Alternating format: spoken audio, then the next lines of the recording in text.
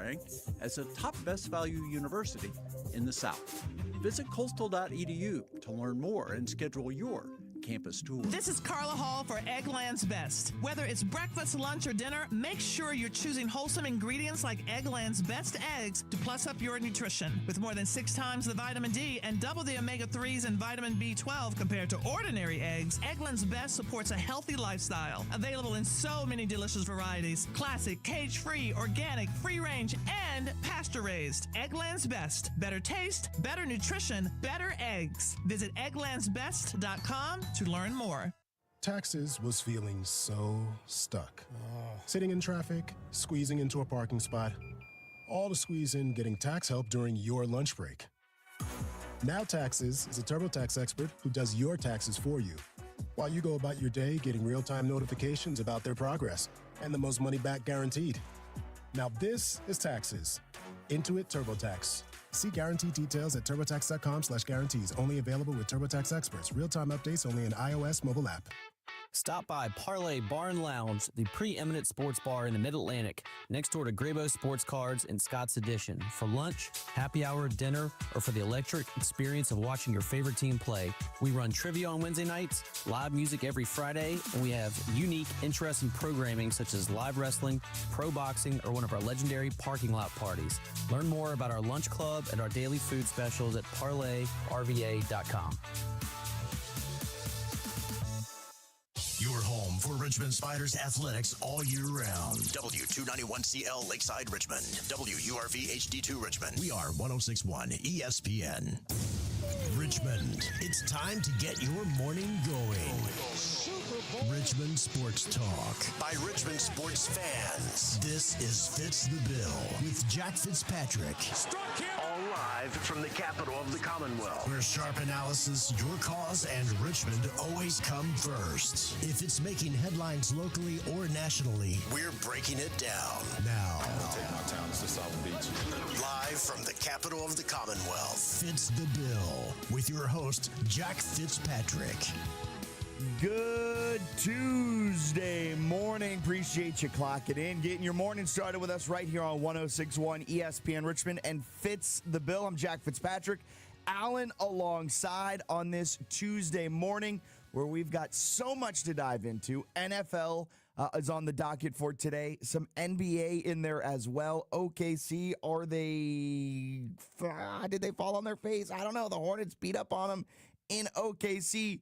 So much to dive into on this Tuesday morning. But first, and this might be completely off the wall, just an absolutely crazy way to start a Tuesday, January 6th off. However, I love the NFL. It's going to be a bit of a long prologue here, but I love the NFL. I love football, and I love the playoffs. In sports, March Madness is one of the best times in the year. College football playoff, now that's becoming a thing. That's a really fun day, that first round of games. But for me, the NFL playoffs, the wild card round, divisional round, by far the best time of the year, these next 2 weekends. And it's because we're getting back to our roots. Red zone, social media, the constant barrage of highlights, getting score updates to your phone, just stuff happening when you're watching football games. That's not football. Football is watching one singular game, seeing how the strategy develops throughout a 60 minutes, setting up an opponent for a fourth quarter shot play. It's outmanning the other team. It's not constant highlights. Sometimes it's a grind of a game. I have sat through some Seahawks games that were absolutely ugly. I think it was the 6-6 tie with the Cardinals back in 2018. Sometimes football is a grind, right? And in the regular season, I would go out on a limb and I would say as a football collective, we forget that. But in the playoffs, as fans, we get back to our roots. It's island games. It's one game happening at a time. The whole country is tuned in. There is no other highlight to watch on your second screen. Full focus is on the game that is happening. We are all watching and digesting the same exact thing. That's awesome. That's awesome. Now, that is a very long prologue. I get it to get to my point, because my point here is for the playoffs, I dive deep into nerd numbers. I have spent the last 24 hours deep in the nerd numbers hole.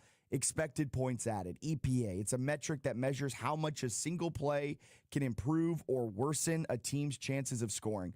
If you have a positive EPA, expected points added, it means that the scoring potential has been boosted because of that play. If it's negative, it hurt the scoring potential. You got EPA, success rate, points per drive, all of it. And there's so much more I don't have time to dive into. This is the time to shine with nerd numbers. And I like to try and find angles that I don't think others have. And I have an angle here going into the wild card round that I don't think a lot of the football world is on. The biggest one is that we are all, as a collective, sleeping on the Jacksonville Jaguars. The Jaguars are going to win the AFC. The Jaguars are the hottest team in the AFC right now. I feel bad for the Buffalo Bills. The Buffalo Bills, they think this is their year. You don't have Patrick Mahomes. You don't have the boogeyman in the playoffs with you. You should have a nice, seamless run to the Super Bowl. And what do they get? They get a draw with the hottest team in the NFL right now, the Jacksonville Jaguars.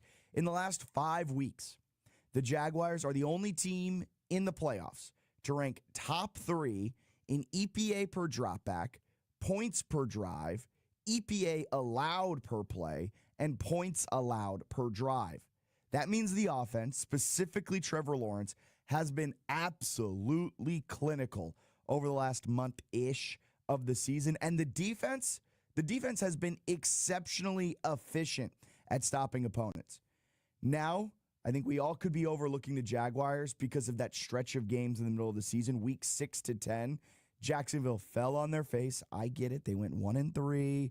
I know, with the worst loss of those 3 being a 35-7 loss at the hands of the Rams in London. We all had our cups of coffee. The game kicked at 9:30 in Wembley Stadium, and we saw the Jaguars fail and fail and fail and only cross the goal line once. I understand it. That left a bad taste in our mouths. But here on January 6th, we can look back at those 3 losses and go, well, they were against 3 of the better teams in the NFL, the Seahawks, Rams, and Texans, all of which are playoff teams. And since that 1-3 stretch from week 6 to 10, the Jaguars changed. The Jaguars were introspective. They looked at themselves in the mirror and they said, what do we need to do to get better? And they went out and they made a trade at the deadline, acquiring Jacoby Myers. And since he's joined the team, they're 8-1. 8-1. 8 straight wins to finish out the season. Since they acquired Jacoby Myers, they rank 4th in the NFL in EPA per dropback, and they rank 5th in points per drive. The Jaguars, since acquiring Myers, are scoring 2.18 points per drive. 5th best in the NFL. All the talk, though, on the AFC side is do we trust the Broncos? Can Bo Nix do it? The Bills have such an easy route to the Super Bowl. The boogeyman's not here. Joe Burrow's not here. All of that. There are so many others happening, storylines happening in the AFC. But what isn't being talked about, I have not heard it from a single person, is just how good the Jaguars have been since making that trade and how good the Jaguars have been over the last month of the season. The receiving core, it's figured itself out. Who would have thought that Parker Washington would be a better wide receiver here than Brian Thomas Jr. would be? Who would have thought that the Jaguars receiving core would have gotten better with the absence of Travis Hunter? And just like that, Trevor Lawrence has now thrown for over 220 yards in 7 of the final 8 games of the season. But it's not just the offense. The defense has been arguably better, 2nd in EPA allowed per play, and 3rd in points allowed per drive to finish out the season. The defense has been firing on all cylinders, and for some reason, the Jaguars just aren't getting the necessary respect from the football collective, nor the betting markets. I'll say that too. FanDuel has Jacksonville at plus 1,400 to win the whole thing. That's 8th among the 14 playoff teams, 5th among AFC teams. That's insane. That is asinine. The Jaguars are the hottest team in the NFL right now, and they are the best team in the AFC. The Jaguars. I'm here to say it on the Tuesday before the wild card round. I'm planting my flag, and I'm proclaiming that the Jaguars, the Jacksonville Jaguars, under first-year head coach Liam Cohen, Duval, are going to win the AFC and be the AFC representative in the Super Bowl. All right, let's update you with some other things that may have happened around the wide world of sports.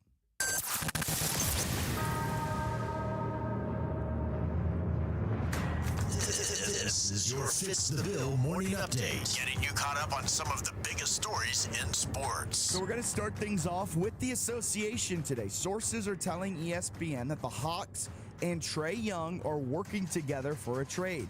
Trae Young's reps and Hawks general manager Ansi Sala have begun positive and collaborative talks over the past week on finding a resolution, sources have said. Last night, the East leading Pistons destroyed the Knicks as New York has now lost 4 straight. 121-90 in Detroit. Karl Anthony Towns, just 6 points. The team's most efficient player was Miles McBride off the bench. For the Pistons, Cade Cunningham, 29 points in 29 minutes. 4 other Pistons scored in double figures. Golden State Warriors head coach Steve Kerr was ejected last night in the 103-102 loss to the LA Clippers. Curry also fouled out. Kerr's 2 technicals came early on in the fourth quarter after a string of officiating decisions that upset him on the sidelines. Other scores around the NBA include the Celtics downing the Bulls 115-101. The Raptors beat the Hawks 118-100. The Rockets get a 197 win over the Suns. KD hit the game winner with 1.1 seconds left. KD finished with 26 points and 10 rebounds. And the Hornets, that's right, the Charlotte Hornets, they destroyed the Thunder 124-97. Brandon Miller paced everyone with 28 points. And the Trailblazers got a 137-117 win over the Utah Jazz. Last night in college basketball, James Nagy, the 7-foot center and 2023 NBA draft pick, whose signing drew criticism from coaches across college basketball last month, well, he made his Baylor debut Saturday in a 69-63 loss to TCU in the Big 12 opener for both teams. He finished with 5 points, 4 fouls, and it's continuing to drum up a lot of controversy throughout the college basketball world, despite it happening on Saturday. In the NFL, as some teams are getting set for the playoffs, others are getting set for their offseason vacation, making their final comments of the season, and Tua is one of them. The Dolphins quarterback is open to a, quote, fresh start. He told reporters Monday after he was benched for the team's final 3 games of the season. When asked whether he'd like a fresh start after the events of the season, he said, quote, that would be dope. I would be good with it. After the firings continued yesterday, but it was mostly for coaches, as most GMs were spared. Pete Carroll ousted in Vegas, but John Spytek, the general manager, stayed. Kevin Stefanski was fired in Cleveland, but GM Andrew Berry was retained.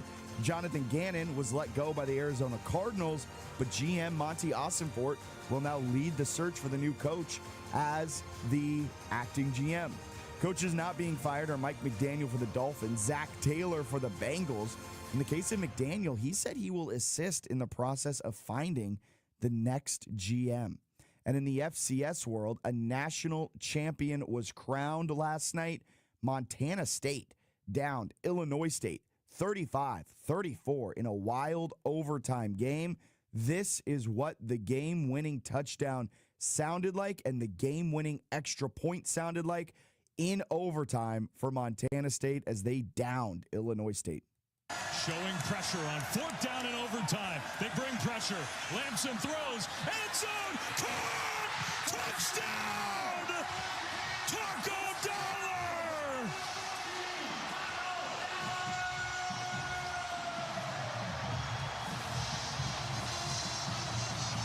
And a kick away from a championship. They brought the pressure, and Lamson and Taco Dollar burned the Redbirds. And that's why you don't bring the pressure. Just too easy. Soft coverage, one-on-one matchup outside. Here we go. Miles Sandstead. Snap, hold, kick. Up, good! For a national championship! In overtime!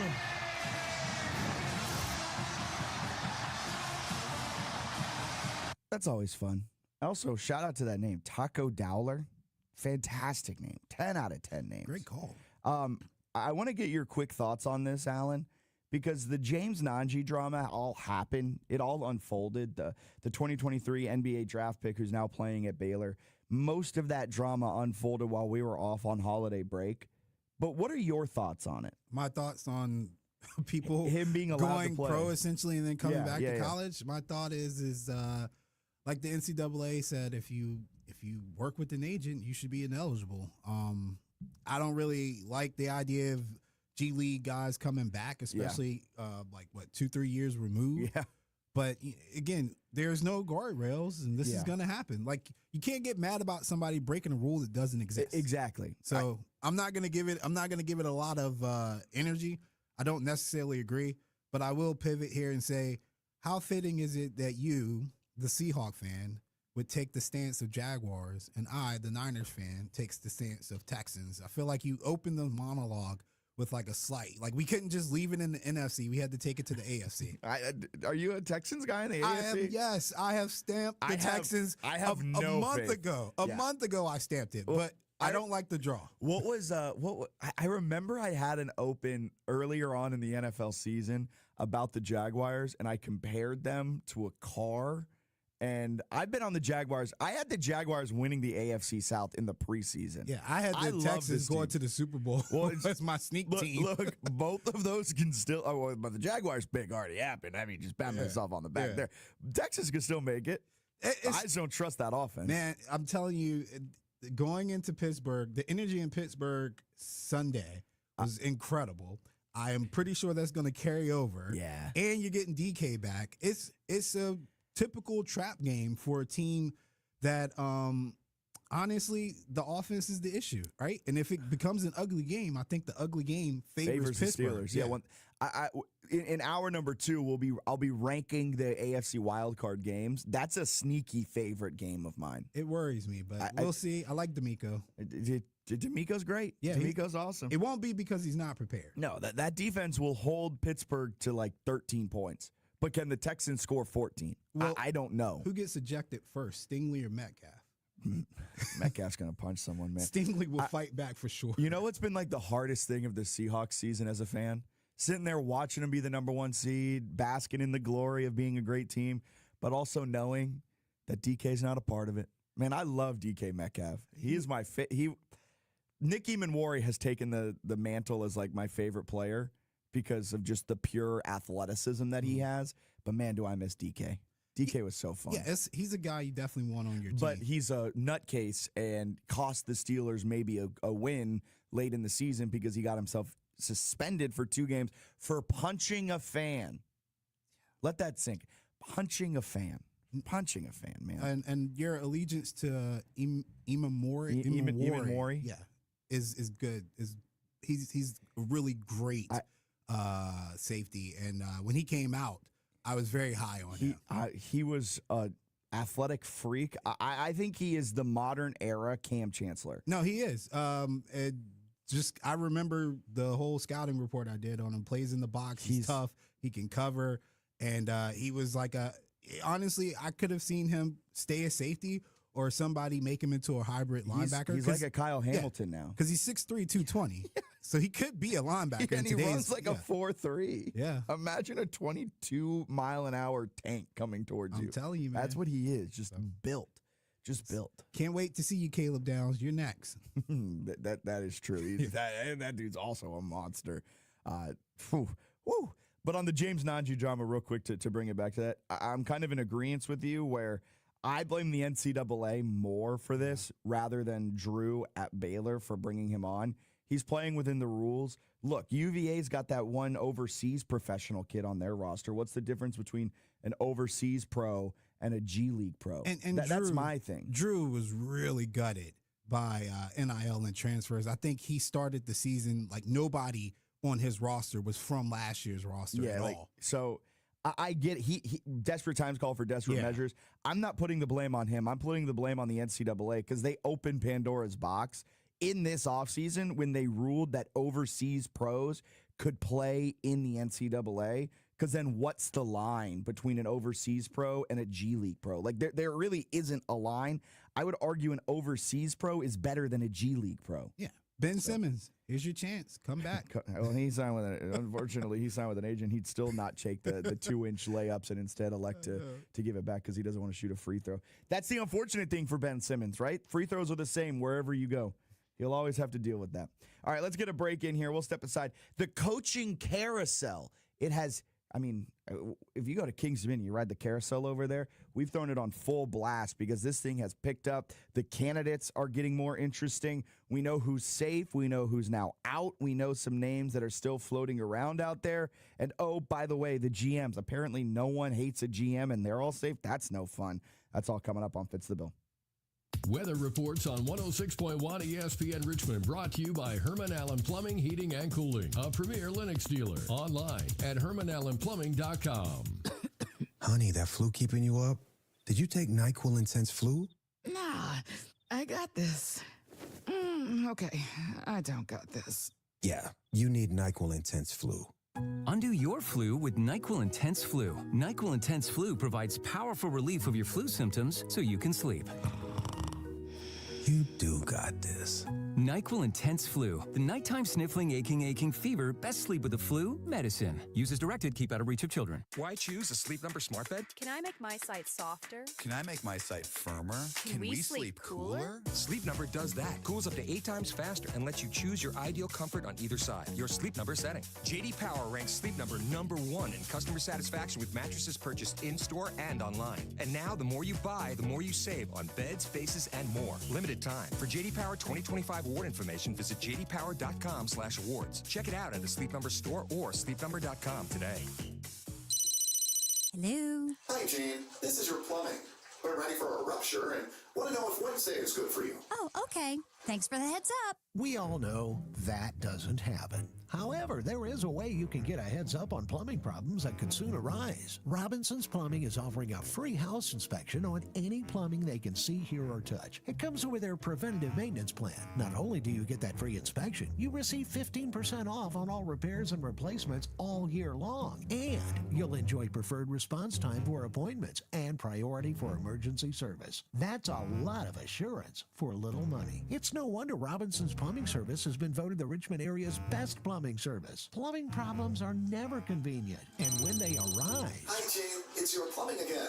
We're here. You weren't due till Wednesday. Get a real heads up with a free house inspection that's included with a Robinson's Plumbing Preventative Maintenance Plan. Schedule yours now at RobinsonsPlumbingService.com.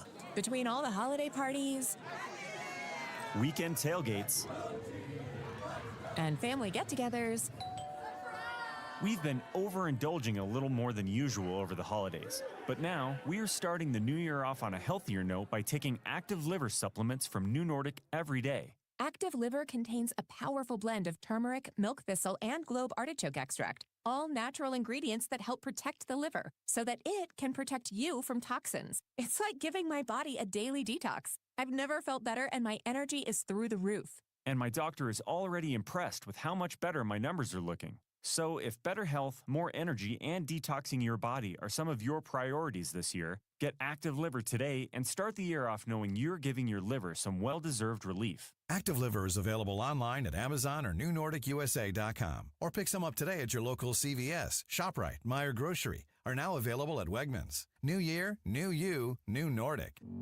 106.1 ESPN Traffic.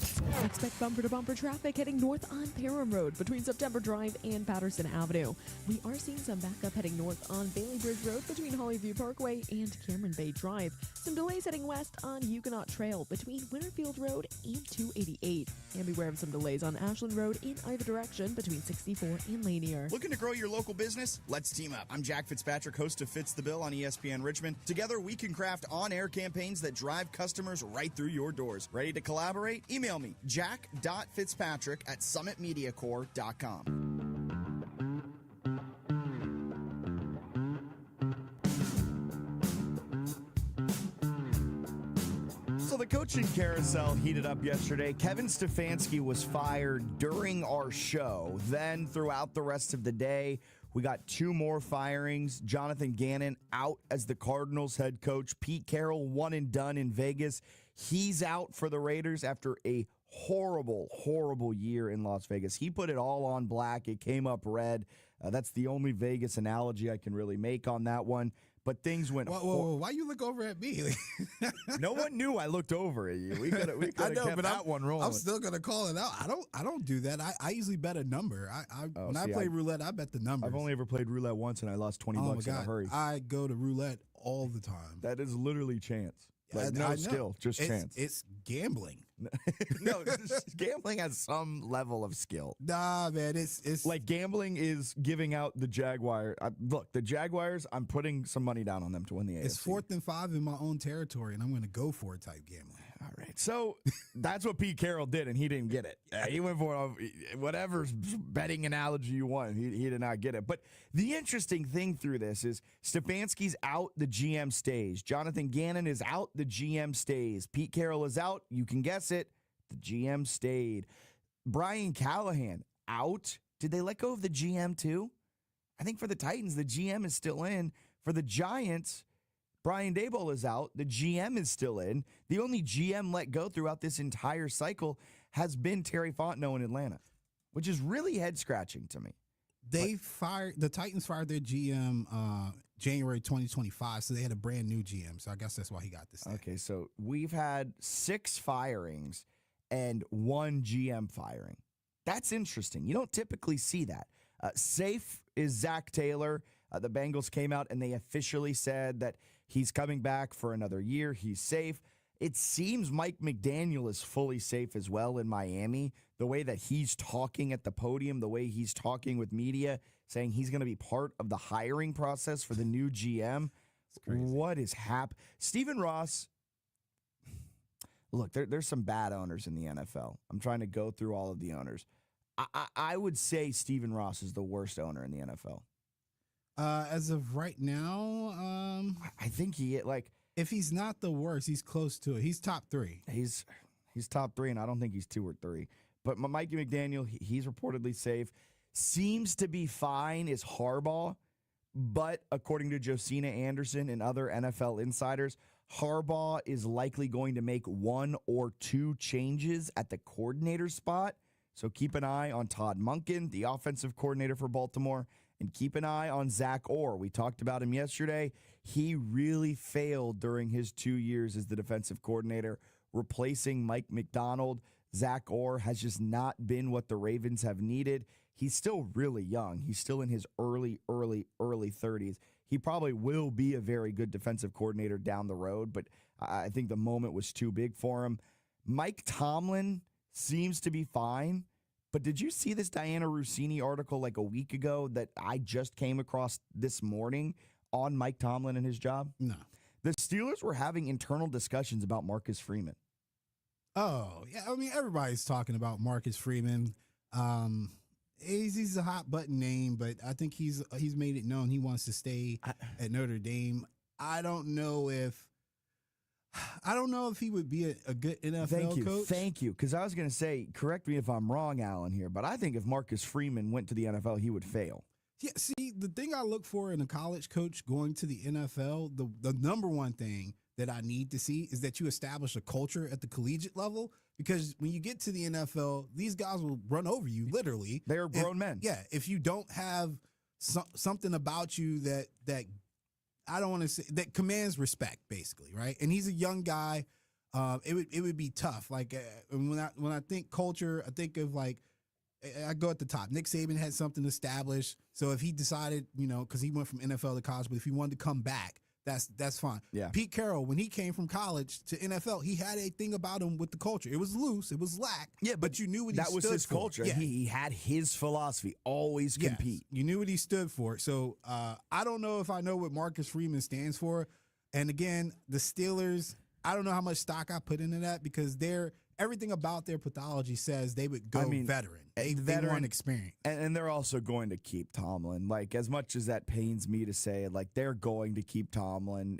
They're going to miss out. I put together a list of the candidates that are out there this time around. You've got Stefanski. He's just fired from the Browns. Mike McCarthy's out there. Brian Flores, the Vikings defensive coordinator, he's always an interesting one because he has ongoing litigation with the NFL. He sued the league and owners too. He's suing everyone. That's still pending. So I don't know how many owners want to. he's a great defensive coordinator. I think he was a good coach in Miami, but then there are reports that he bullied Tua. Flores is kind of a... He needed to be bullied. Look what happened when he's not being bullied.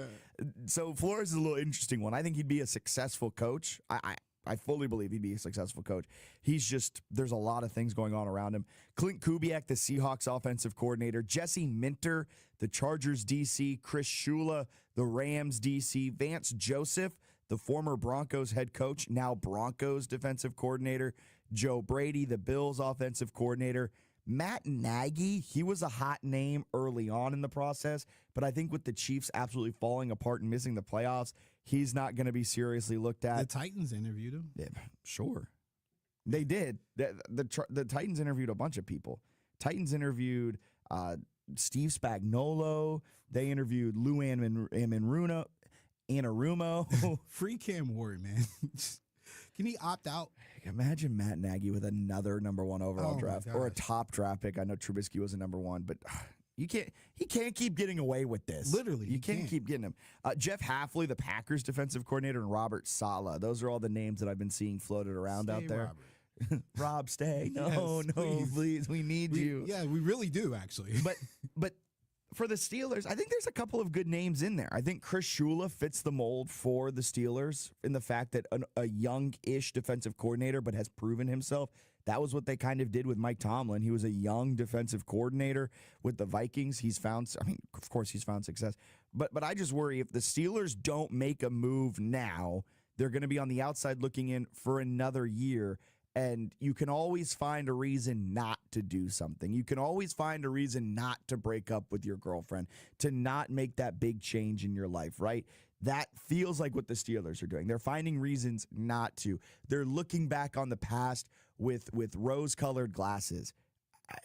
There are a couple, not a lot, but you're the Steelers. If you fire Tomlin, you will be the most desirable job, I believe, out there. And if you fire Tomlin, you've got a couple of good choices, but I just don't think they're going to do it. And instead, I think Stefanski's probably is the best coaching candidate out there. Clint Kubiak, I don't think this is me just doing my own, trying to get people off the scent of Clint Kubiak, but I don't think he's necessarily ready for it. I could see Shula. I think Vance Joseph is a sneaky good option. Raheem Morris is getting interviewed for head coaching jobs too. Yeah, I don't have a problem with that. I could make an argument that he should get another chance. I just think he should have got another chance with the Falcons. Yeah, I think overall the situation with the Falcons, it just soured. They had every reason to be upset and look back on this season like if we had this happen, and they could have said that like 7 times, and it all came down to the coaching aspect or the game management. Yeah. So I get that. They also feel urgency with their window because they've got to start paying Bijan, London, and those guys. But you know the saying, like the devil you know is better than the devil you don't know. Yeah. That's probably what the Steelers go with. Like, I'd rather keep Mike Tomlin than to take a chance because this is a safe organization. Think about it. They're a safe organization. Right. What you're referring to is risky behavior, right? He won the division. He got to the playoffs. Even if he loses, again, there's a thing where you know what you're going to get with Mike Tomlin. I know what you're saying is correct. Like, I know what you're saying is what the Steelers are going to do. Yeah, I don't agree with it, but it's wrong. That's their thought process. I know. And I know we're in the same boat of just firing Mike Tomlin. Fire everybody. But it is so frustrating. And I'm not even a fan of the Steelers. I can only imagine being a fan of the Steelers. But it's so frustrating knowing that your claim to fame is that you haven't had an under 500 season in like 3 decades. It's like, cool, but what do we have to show for that? Over the last 3, since the year 2000, the Steelers have won 2 Super Bowls.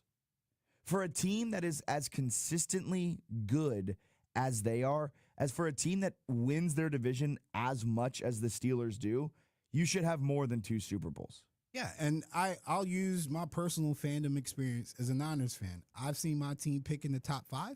I've seen my team make it to the Super Bowl. And in the Steelers' case, they can say they've never seen their team pick in the top 5. Yeah, which is definitely something to pat your back on. But how many Super Bowls have you even made it to? Mike Tomlin has made it to 2 Super Bowls. Yeah, and they came in the first 5 years of his coaching career. So from an organizational standpoint, you have a coach who's going to give you an opportunity to win. The question you have to ask is this the best opportunity, right? So do you want the highest of highs and the lowest of lows, or do you want the consistency? And I'm just playing devil's advocate because, again, I honestly don't know what I would do in this situation other than wait to see what happens in the playoffs. But that's the big thing. Like if he wins a wild card game and they're competitive in the divisional round, then I'm okay, fine, he can stay. But if this ends the same way it's ended the last decade with a wild card early exit, you've got to move on from Mike Tomlin. And I know the afternoon guys, specifically Matt, I know his approach. Well, he has all of these wins in the regular season. That's what Matt Joseph loves to proclaim. He's got all of these regular season wins. You can't get rid of that. But at a certain point, I don't care about regular season success if you consistently fail in the postseason. The end goal isn't to have a winning record each and every year. The end goal in the NFL is to win championships, something Mike Tomlin has not even gotten to since the year 2012? No, not even that. 2010? I'm trying to think. The first 5 years of his coaching career. You were 10. No, when they lost to the Packers, which was the last time the Steelers made the Super Bowl. They lost to the Green Bay Packers. I was in middle school, I believe. Well, no wonder you're upset. It was 2011, by the way. I was so close. I was pulling it out of thin air. That was close. All right, let's go out to the phone lines. We've got Chris on line 1. Good morning, Chris. How we doing? Morning, Jack. I'm going to play devil's advocate here for you. And I'm not even a Steelers fan. Actually, they're one of the top 5 teams I do not like. So I will say that. So this shows you that I'm going to give Tomlin some flowers here, because we can look at, all the postseasons where they didn't win and they've lost, and they're considered failures. But not every single one of those teams that he had were full-blown favorites to win anything. I mean, some of them teams shouldn't even have been in the playoffs, but he got them there. So, getting rid of him to bring in somebody else, what happens if they do bring him in and hire somebody, and then you don't make the playoffs for 3 years? You fire him. And then you fire them, and then you're hiring more people that don't make the playoffs. And I think with the big picture is how hard it is to win a Super Bowl. I mean, it's even the best of the best. It's not like Andy Reid. Grant, with the dynasty he did, but not every good coach just walks away to a Super Bowl. I mean, look at Josh Allen. He can't get one, and we're claiming him as the best quarterback in the league. So, I got to say, for all the mishaps or whatever you want to call them, is Tomlin getting them there year after year after year. Most organizations, if not all, would love to have the opportunity just to say that. I see, and that's the argument everyone gives me. Chris, thank you so much for calling in. Have a great rest of your Monday. That's the argument everyone gives me. Well, he's getting them there. He's doing so much more with less. Mike Tomlin has a huge hand in personnel decisions. Like, he is just as involved, if not more, than the GM is in personnel decisions. So who do we have to blame for him having a bad team each and every year that he drags to an over 500 record? We have Mike Tomlin to blame for that. He doesn't get off scot-free. He had years of the underwhelming Matt Canada as his offensive coordinator. Who makes coaching decisions? Mike Tomlin. Like, he gets he has been Teflon Don. He has done an excellent job of being like, oh, that's not my fault. I'm doing a great job of pulling him over the finish line. I'm doing a great blah, blah, blah. But he's the reason they're behind the 8 ball time and time again. Mike Tomlin has not had a team that is in the top 15 of scoring since 2020. Since 2018, they have been in the top 15 of scoring just twice. They were 6th in 2018. They were 12th in 2020. Since 2020, this is where the Steelers have ranked in terms of offensive scoring. 21st, 26th, 28th, 16th, 15th. They are drastically a middle to below average team offensively. Their defense, I mean, their defense has been outright bad this year. I just don't get why he is the one coach that we give the pass to for having a poor playoff record. Andy Reid got fired from the Eagles because he couldn't win the Super Bowl. And what have the Eagles done since firing Andy Reid? Won the dang Super Bowl. Pete Carroll was fired from the Seahawks because he was consistently underperforming. And what have now the Seahawks done in the 2 years after firing Pete Carroll? They won 10 games last year. They're now the 1 seed in the NFC this year. You look at so many teams across the league, when they have a coach that has shown that they are unable to get past the wild card round, they move on from them. The Steelers have not made a conference championship since 2016. During that time, they have made the playoffs 5 times. Like, I just do not understand it. And I'm not saying Mike Tomlin's not a Hall of Fame coach. Mike Tomlin is a Hall of Fame coach. Mike Tomlin is one of the best coaches we have seen in the modern era. His ability to consistently get over 500 and have winning records is a sight to behold. But you also have to be realistic and understand that the Steelers consistently underperform in the playoffs. He's getting there. Sure, in 2023, was that a team that we could have expected to win the Super Bowl? No, they had a negative 20-point differential. They finished 3rd out of 4 teams in the AFC North. But, I mean, you look at seasons like 2017 when they lost in the divisional round. You look at teams like 2020 when they lost in the wild card round, despite winning the AFC North. Like, he's had teams over this span since 2010 that have been capable of winning the Super Bowl. He just has not been able to get there. I think it's a reset. Sometimes messaging gets old. Sometimes you need a fresh set of voices, fresh blood to help reinvigorate the franchise. And Tomlin has been there since 2007. I think it's high time that they get some fresh blood in there. All right, let's get a quick break in. We'll be back on the other side. Some news or snooze on this Tuesday morning. Weather reports on 106.1 ESPN Richmond, brought to you by Herman Allen Plumbing, Heating, and Cooling, a premier Lennox dealer. Online at HermanAllenPlumbing.com. Hey, it's Paul Sargent, owner of All Set Auto Richmond. How would you like the best paint protection film, ceramic coating, or window tint for your vehicle? At All Set Auto Richmond, we have the products, knowledge, and experience to enhance and protect your vehicle. I personally invite you to come over and visit us at All Set Auto Richmond. We're on Mayland Drive near 64 and Gaskins. Or feel free to Google us, All Set Auto Richmond. That's ALSET Auto Richmond. Protect your vehicle from the Richmond road elements and the hot sun with All Set Auto Richmond.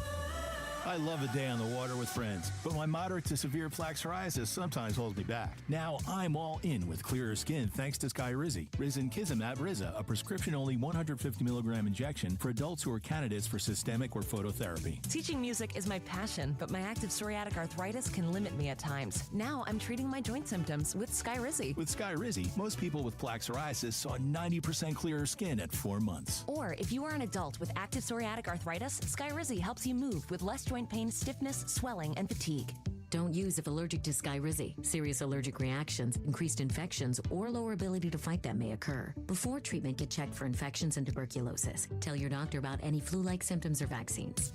There's nothing like clearer skin. There's nothing like better movement, and that means everything. Ask your doctor about Skyrizi. Visit Skyrizi.com or call 1-866-SKY-RIZZI to learn more.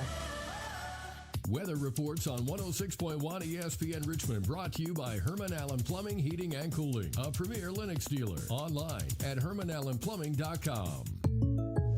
Having insurance isn't the same as having State Farm. It's like needing a lawyer, but getting some guy who just watches courtroom dramas. How does the defendant plead? Guilty. Wait, what? Also, objection. You object to what? Erroneous. Counsel, approach the bench. Hey, can I get a whack at the gavel? You wouldn't settle for just any lawyer, so don't settle for just any insurance. Get the real deal with State Farm. Like a good neighbor, State Farm is there. Presenting a Gain Flings love story. Dear love of my life, we were on the 12B bus this morning when I caught a whiff. A scent so fresh, so life-changing, I had to find its source. Alas, I didn't know if you were the woman in the pink freshly washed cardigan or the retired mailman next to me, but I knew one of you was my soulmate. Ah, the scent of Gain Flings. Try Game Flings with OxyBoost and Febreze. 1061 ESPN weather. It's currently 36 degrees with partly cloudy skies. Clouds will continue to roll in and out throughout the rest of the day with a high today of 60 and partly cloudy skies tonight with lows dropping down to 48. Coming in from the southwest, we're seeing little to no wind averaging from 2 to 4 miles per hour. And temperatures are expected to warm up tomorrow with a high of 67 and a low of 33. Whether it's the football field, the basketball court, or the diamond, and everything in between, we'll be talking JMU athletics on Talkin' Dukes Wednesdays, 6 o'clock here on 106.1 ESPN. News. Extra, extra, read all about it. Or snooze. News or snooze this morning. Campbell, as in Dan Campbell. Not Campbell Soup, not Matt Campbell. Campbell Soup could go hard right now. Campbell grades himself freaking F after the Lions underachieved. Newsworthy. Extra, extra, read all I about love it. Dan Campbell. Meathead. Meathead says they were a freaking F this year. He was a freaking F this year, and he's not wrong. They weren't that great, but I mean, they were decimated by injuries again. I think if there's any move they have to make in this offseason, I think it's reevaluating your strength and conditioning coach. Because the way they get hurt multiple times, it's insane. Reevaluating the quarterback position. Although there's not many options out there that would put you in a better position, but Jared Goff's limitations shine bright this year. Yeah, I mean, when you don't have a wonder kid at coordinator, right? Like, you don't have Ben Johnson as your coordinator. There were moments this year where they were prolific and scored enough points. I think at the end of it all, like the quarterback himself, his play, it wasn't play calling. It was the quarterback play that ended up hurting them. And at some point, especially at this point in his career, you got to execute, right? Yeah. And how much coaching can you get when you're in year 10? I will give Jared Goff a slight pass because Dan Campbell had to retake over play calling duties midway through the season. And I think that also falls on Dan Campbell for the fact that he put that coordinator in that place where that is a freaking F. Like, Dan Quinn gets a freaking F for putting Joe Witt Jr. as DC and staying with him for so long. Nick Sirianni gets a freaking F for putting Kevin Patullo in the OC spot. Dan Campbell gets a freaking F for putting his OC in that spot and having to reclaim play calling duties. So I'll give Jared Goff a slight pass, but it does fall on Dan Campbell's shoulder that the Lions underachieved, but in classic Dan Campbell fashion, he wears on his sleeve and he's up front with it. Also, maybe it's the perception. Bro, they were top 5 in total offense, top 3 in points per game, top 2 in yards per play, top 6 in passing yards, top 3 in passer rating. Yeah, maybe it wasn't Dan Campbell or Jared Goff. Maybe it's just the Lions they also can't figure it out. They were banged up again defensively. For They're sure. like, sure, are you scoring 35 points a game? That's awesome, but your defense is allowing 37. Like, what are you supposed to do? I mean, according to the numbers, I'm not gonna lie, I'm actually shocked. Yeah, I didn't know they were that good. I didn't know they were that good either. Yeah, I knew they were decent enough not to necessarily pile on Dan Campbell's play calling, but yeah, that's pretty darn good. All right, good for them. But they did underachieve, and that does fall on the shoulders of Dan Campbell at the end of the day. F is perfect. Yes. Ravens players back QB Lamar Jackson after difficult season. Snoozeworthy. Could you imagine if they didn't back Lamar Jackson? Like, one of the greatest quarterbacks in this era. You have him on your team. You got to back him. He played through a ton of different injuries this year. He was playing with a Kevlar vest, essentially, in that season finale because of broken ribs. He was playing with a sprained or strained or whatever the word is, hamstring for most of the season. His mobility was extremely limited due to those injuries. I think what we learned this season, though, is Lamar Jackson is a fantastic quarterback, but he does rely on the legs, and he does rely on that mobility to open things up. Well, I thought he did a pretty decent job this year displaying his arm talent. He definitely beat the man-to-man more consistently when people did try to keep him in the pocket and send pressure. Like even the pass to Likely, some people might call that lucky. The ball placement says that he was giving his guy an opportunity to win a 50-50. And the Zay Flower passes, I know Zay was wide open too, but like he was putting that on the money each and every time. So I personally saw improvement with Lamar in the passing game to the point where I'm not even questioning his capability in that aspect of quarterbacking. I thought he processed and progressed well within Monken's system. I'm even okay with them keeping Monken. If a hit must roll, I feel like it should be the defensive coordinator. But I am having a conversation with Monken about how we have a working game plan in Derrick Henry. It has to stay. Yes. It has to stay. I don't care if he gets 5 carries and 15 yards in the second half. We never go away from the run, period. That part. Yeah. Because so many times this season, we were talking about it at length yesterday, about week 1, you have this massive fourth quarter lead against the Buffalo Bills. All you have to do is run the ball. Now, did Derrick Henry have a costly fumble in that game? Sure, but they also got away from the run. In the regular season finale, Derrick Henry was gashing the Steelers in the first half. The Steelers made a couple of halftime adjustments, and Derrick Henry wasn't finding the same rhythm in the second half. And instead of trying to adjust himself, Monken just went away from the rushing attack completely, and that was their undoing at the end of it. I totally agree. I think Todd Monken is a good offensive coordinator. I think he has taken Lamar to heights that I didn't think was possible under Greg Roman. I'll be fully transparent there. Lamar is playing much better than I ever expected, and I think it is in large part due to Todd Monken. But Todd Monken has some deficiencies. He's got to figure that out. I agree. Durant, as in Kevin Durant, game winner versus Suns meant more after being kicked out. Are you? Can I? Do you want to hear his comments after the game though, real quick? Sure. Let me. Because this man's about to tear up about talking about this. Katie, I know you still have love within that organization, but as a competitor, does it mean any more to you to be able to hit that one against your former guys? Most definitely. You know what I'm saying? A place that I didn't want to leave, and my first time being to sound. I don't want to sound too dramatic, but I will. To be kicked out of a place, you know what I'm saying, and felt like that, you know, I've been scapegoated, you know what I'm saying, for the issues we had as a team last year. Yeah, it felt good to beat them. And are you on camera? You got to be on camera. People got to see this face. Yeah, that's all it is. It's not just for the moment, you know. It's something tomorrow I won't even think about, you know. So it was a fun game. Like I said, of course, yeah, I felt. You play with a little chip on your shoulder against your former team, especially when they trade you. Everything I hate about this era of modern basketball is because of Kevin Durant. Is summarized in Kevin Durant's attitude. Are like, dude, you are the star. You are a superstar. You are 1A and 1B with Devin Booker. If Devin Booker's still there and you left, or they traded you.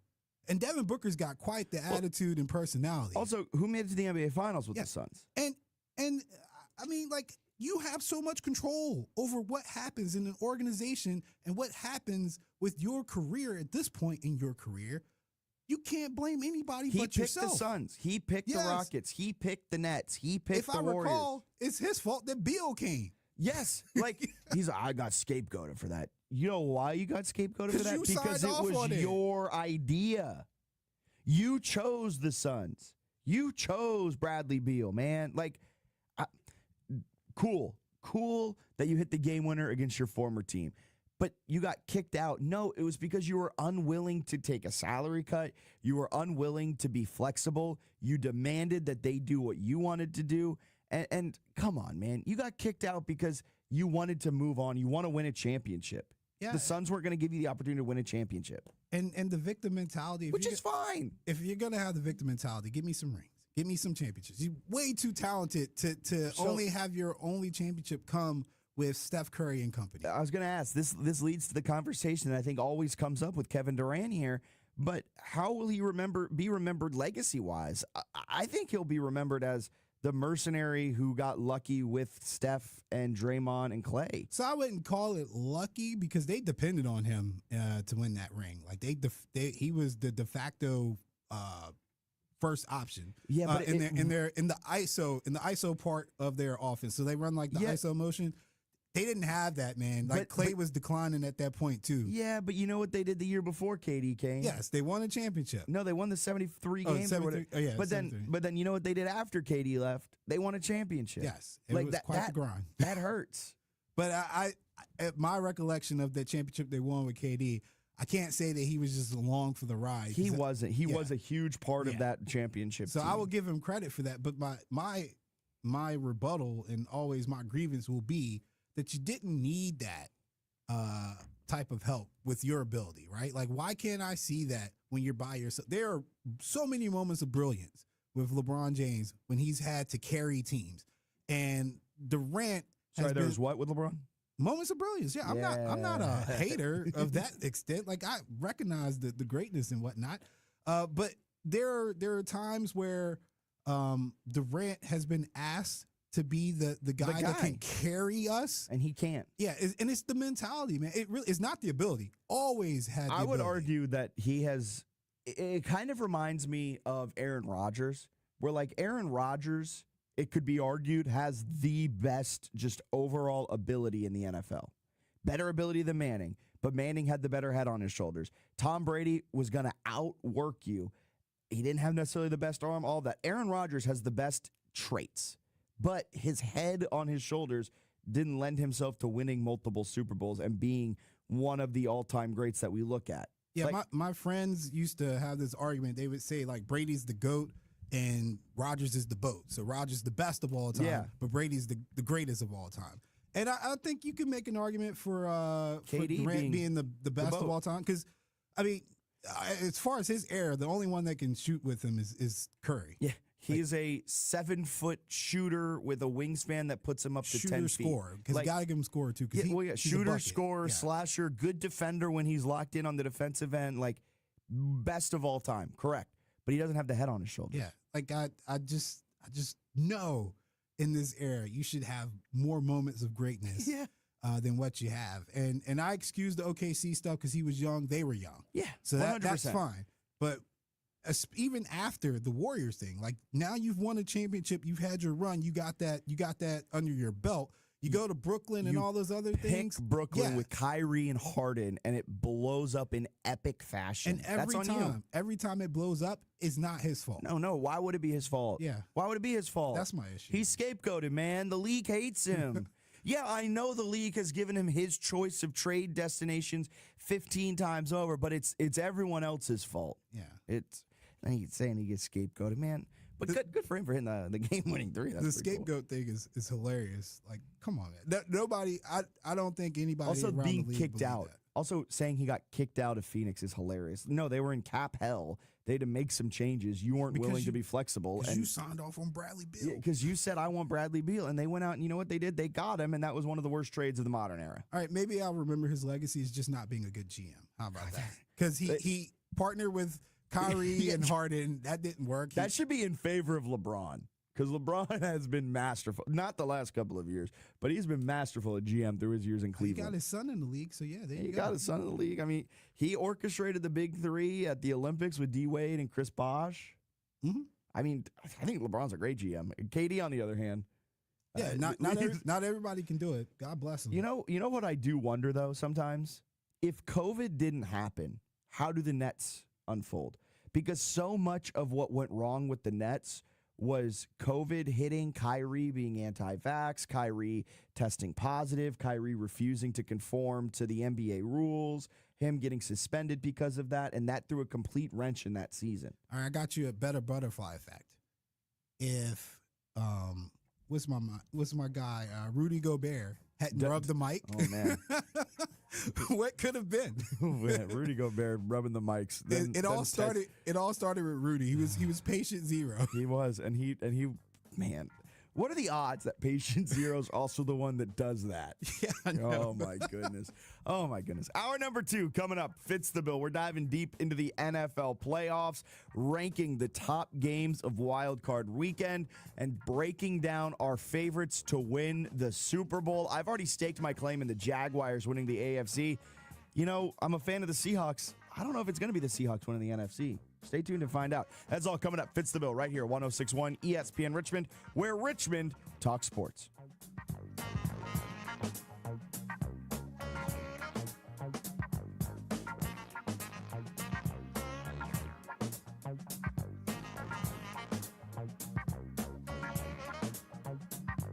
Lake Lewis is part of Raisin Hill coverage. And every Tuesday, he joins Fitz the Bill for insider reports, film breakdowns, and Commanders news. Only on your home for the NFL all season long. 106.1 ESPN Richmond.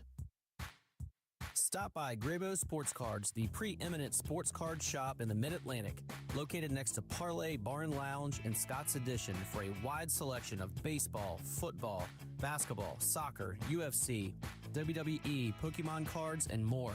Check us out on Instagram, Facebook, TikTok, or our website at grabos.co, or pop into one of our live breaks on Fanatics Live or eBay Live. Thank you from Grabo Sports Cards. This is advertising material. 3 a.m. You're in the hospital, injured, and you need help now. Alexander Shannara Trial Attorneys answers 24/7. Accidents don't wait for business hours. Car accidents, truck wrecks, workplace injuries, medical malpractice. Serious injuries require immediate action. Over 250,000 clients represented. Over $2 billion recovered. Call now. 877-222-6666 or alexwins.law. Alexander Shannara Trial Attorneys. We fight while you heal. Past results do not guarantee future outcomes. Every case is different. Phil George's licensed attorney in Virginia. Responsible for legal work. Office is located at 500 East Main Street, Suite 1600-113, Norfolk, Virginia 23510. This is TV's Dr. Travis Stork for Eggland's Best Eggs. Eggs are a staple in our diets, and there's only one egg with more delicious farm fresh taste plus superior nutrition. Eggland's Best. With more vitamins, including 6 times more vitamin D and 10 times more vitamin E, plus 25% less saturated fat than ordinary eggs. Available in so many delicious varieties. Classic, cage-free, organic, free-range, and pasture-raised. Eggland's Best. Better taste, better nutrition, better eggs. Career changers, including veterans and active duty service members. Your transition starts here. Go from GI to IT in a matter of months. Become a certified cyber warrior with training at My Computer Career. Cybersecurity specialists are in high demand, offering IT pros great opportunities and a rewarding lifestyle while protecting our people, liberty, and treasured institutions from cyber threats. Deploy your career in IT today at mycomputercareer.edu/CWP, an elite CompTIA certification partner. VA education benefits are available to those who qualify. Your home for Richmond Spiders athletics all year round. W291CL Lakeside Richmond. WURV HD2 Richmond. We are 106.1 ESPN.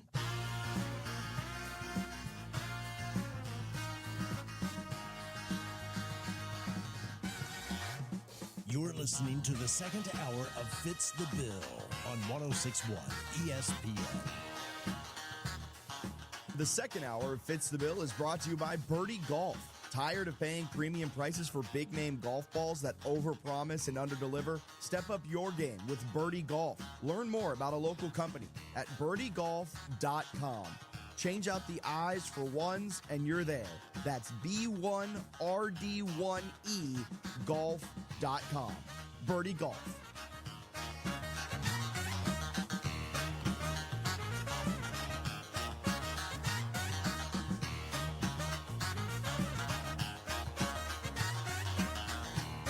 Welcome back in. Hour number 2 of Fitz the Bill on this Tuesday morning. I'm Jack Fitzpatrick.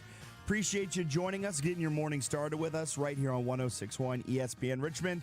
Streaming live on Facebook, Twitter, and YouTube, ESPN Richmond. You can comment, subscribe, and like the stream. You can also be part of it all by calling or texting in 804-327-0888. So the NFL playoffs, of course, are here, and the NFL playoffs are the best time of the year. I get there's March Madness. I get the college football playoff is also a blast. I get there's Masters, the opening day of the Masters, Sunday of the Masters. I get there's a ton of fantastic sports days and sports moments and sports weekends throughout a calendar year. But my favorite is playoff weekends of the wild card round and divisional round. You wake up, you get game. I do kind of not love the fact that, they've moved some to Monday, but that's besides the point. I still stick around, and I absolutely love it. And so with that, we're going to be talking a lot of NFL playoffs over the next couple of days, next couple of weeks, of course. And I want to start hour number 2 ranking, because everyone loves a good ranking. Everyone loved my quarterback rankings from the offseason when I put Jalen Hurts outside of the top 10. How's that looking? Oh, it's looking pretty good. Certified Eagles hater right here. But I want to rank the wild card games of the best ones to the worst ones, starting with the worst wild card games of the weekend. And the worst wild card game this weekend, it's unfortunate to say, it's the Rams at the Panthers. That's the worst game. And I know you like, I feel bad. Like, could the Panthers pull off the massive upset? Sure, but there's a reason why Vegas has the Rams as a 10-point favorite. Largest spread of any wild card game. Yeah, yeah, I know you looked at me like, oh, yeah. Because you're going to be there. Because I'm just thought you're just killing me over here. Well, the Panthers have a path forward to getting the upset, 1,000%. And here's the thing with this game. In an instant, it could go from the worst game to the best game. The Panthers make this fun, make it interesting, and heck, even pull off an upset, be the best game of the weekend. Yeah, it's all about which team shows up.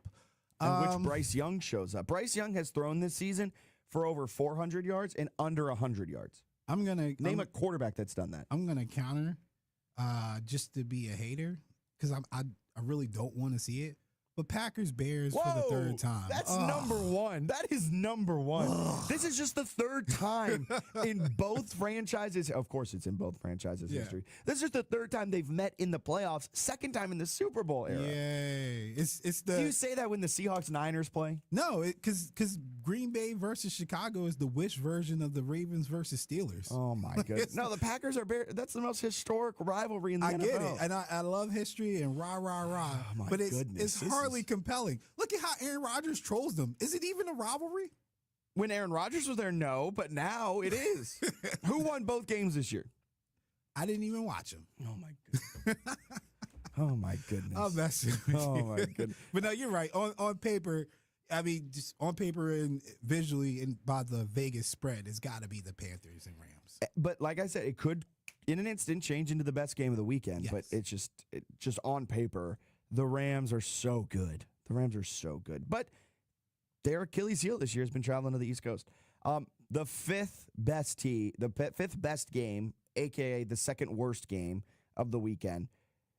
And I feel bad saying this because I love Justin Herbert, but it's the Chargers at the Patriots. I see no route forward for the Chargers to win this game. Yeah, I just think they're so hurt. Yeah, I was gonna say they're barely holding on as it is. I think they called me yesterday, asking if I could play right tackle. I think they said you're playing left tackle. The way they're injured. I wouldn't risk it, man. We might get injured. Yeah, sure, they might puncture my lung. Who knows? You got to worry about punctured lungs with the Chargers and now the Steelers too after what they did to T.J. Watt. Well, it's also the angle that maybe. You know, a lot of people want to know what the Patriots are made of. And they're still, for some reason, they're still the most questioned team, I think. Well, you know why? Can I give you their best wins this season? Sure. The Bills, woohoo. The Bills once, mind you. Granted, it was in Buffalo, but that's their best win, is at Buffalo. And they kind of gave away that second game. Who's the Rams' best win? Rams' best? That's another good question. I gotta look that up. I gotta dive in to see the Rams' best win. Yeah, I'll look up their schedule real quick. And I'm not trying to poo-poo on the Rams because I've thought they've been a phenomenal team. But also, you could argue the Seahawks. You could argue that run they had against the Jaguars. Then they beat up on the Saints at 49ers and then took down the Seahawks. That was probably their best run. Okay. I mean, that run in there. Granted, the Ravens isn't a playoff team, but they had 6 straight wins. They had 6 straight wins and against a lot of playoff teams during that time frame, but they don't have any marquee wins either. Like the Seahawks at least have the Rams win, the 49ers win. I think the Seahawks are a bona fide great team because of the wins they have this year. Patriots don't have a lot of A1 wins, and neither do the Rams. Yeah, and that's kind of what I'm getting at is that, you know, if we pick apart a schedule, there's always going to be a grievance with it. It's too easy, or there's this spot, that spot. At the end of the day, if they're in the playoffs, I feel like we should respect them, especially if they have 14 wins. Like, I don't understand why the team that has 14 wins is considered a fraud.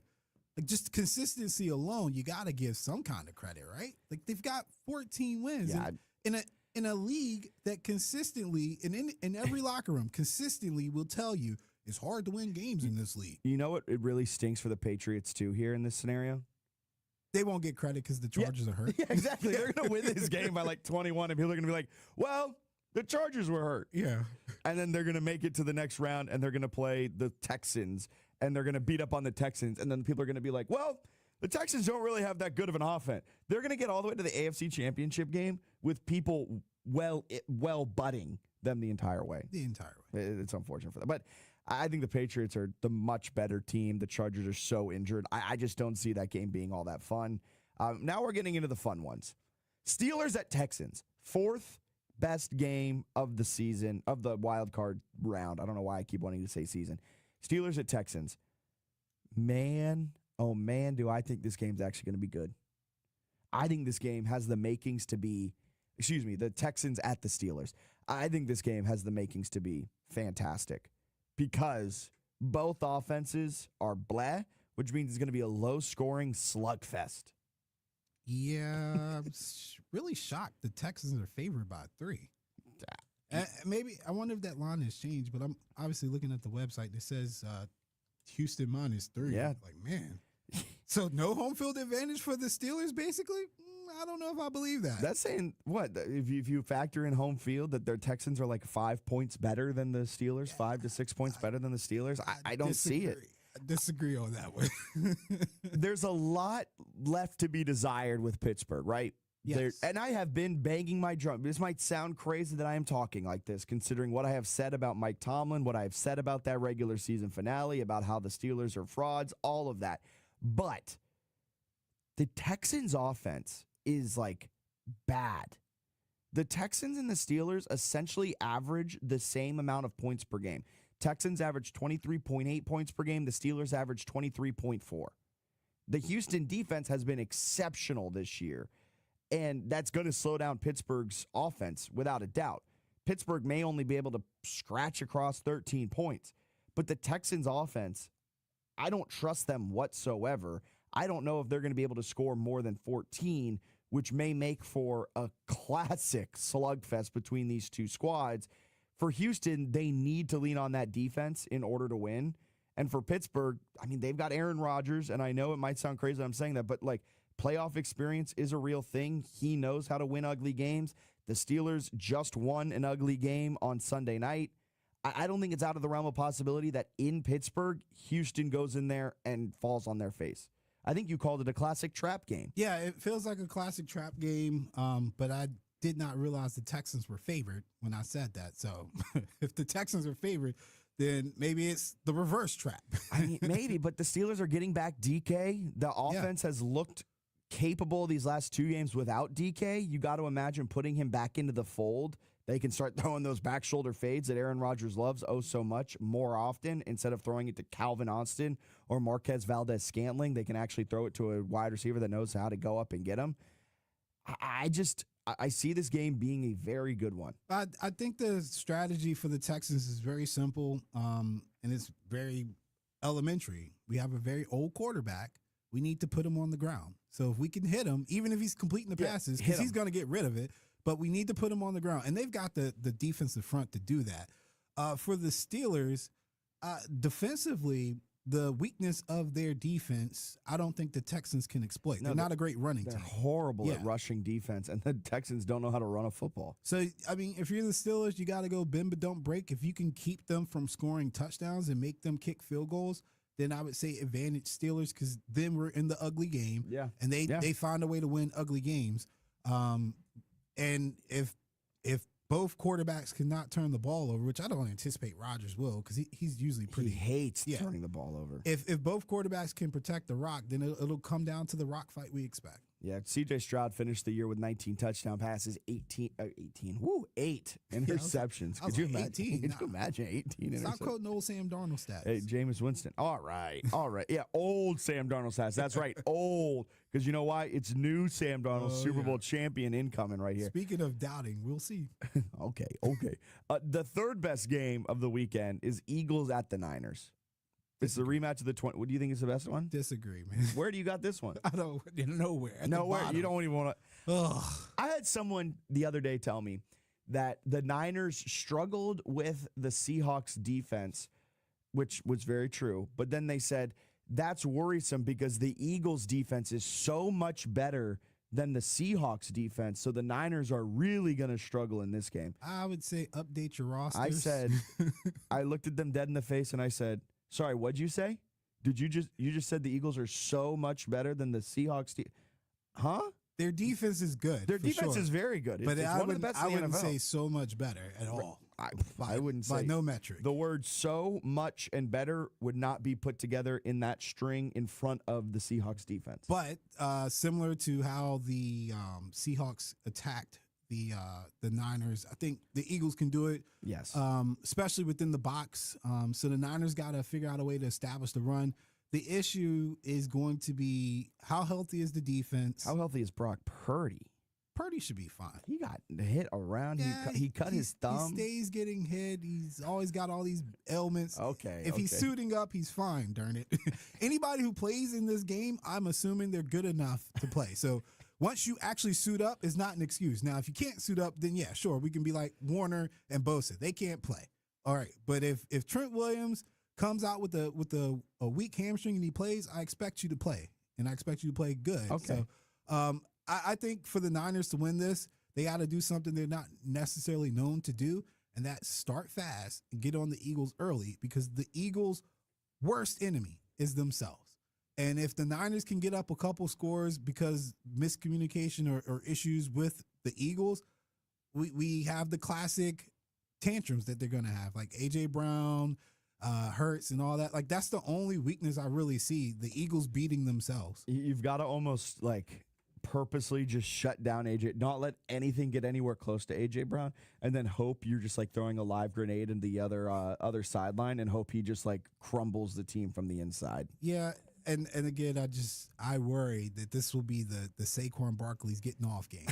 I really do. Well, I mean, the way that the Seahawks, who are not a good running team, ran all over San Francisco, for Saquon, who's been underwhelming this year, it would make sense that they were just saving him for the playoffs.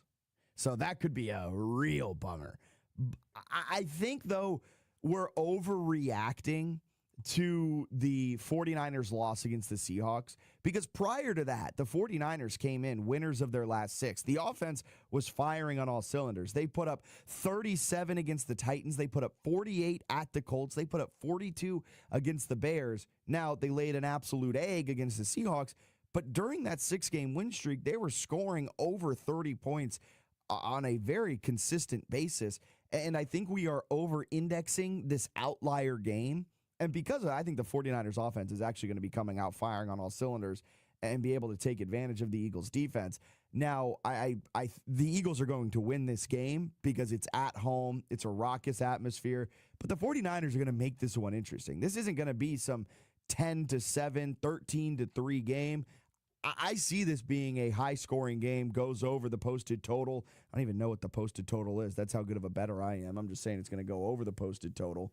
But 44.5 is the posted total. Yeah, it's going over that posted total. I don't know about. I don't want anything high scoring in the playoffs. I need my defense to show up. Your Niners defense ain't showing up. I know. Bethman, what was his name? He's out with a season-ending injury. I think Winters is banged up. Winters too. is banged up. Another player's banged up. That defense is banged up. I know, man. So that's going to be God help us. fascinating to see. It's gonna be Thankfully, the Eagles don't have the greatest show on turf. So. No, but they got A.J. Brown and Saquon Barkley. So I think it's going to be a fun game to watch. All right, before we get to number 1 and number 2, we're going to head out to the phone lines. We've got Dan from Midlothian out there. Good morning, Dan. How we doing? Happy New Year. Good morning, gentlemen. Happy New Year to you. How are y'all doing? Great. Listen, I wanted to comment on a couple of things you mentioned. First of all, there have been enough head-shaking games this year during the NFL that I'm not saying there won't be ones in the playoffs too. It's just been that way. This is one of those any given Sunday years. I think it's been that way. And I think it's been great because, the bettors will be wrong. All the prognosticators will be wrong. The games will be great. And that's what I'm looking forward to. I mean, I'm from Cleveland, so what am I looking forward to? A new coach. Hey, you're looking forward to hope. Yeah, well, I called in, maybe 3 weeks ago. Yeah. We were talking, and I had mentioned could Stefanski be fired? And you had made the point, and it was well put, that it shouldn't be just him. It should be all the way up because there's dysfunction from top all the way down. So we'll see. We'll see. But anyway, I think the playoffs are going to be great, and I'm just looking forward to a lot of fun and just some unexpected stuff happening. The other comment I wanted to make was about schedules, and and about New England's in particular. I mean, their schedule is their schedule. They're in the conference they're in, and as the years cycle, and you all know this, teams are good and then they're bad, and then there's somewhere in between. But that's the conference you're in, and that's who you play.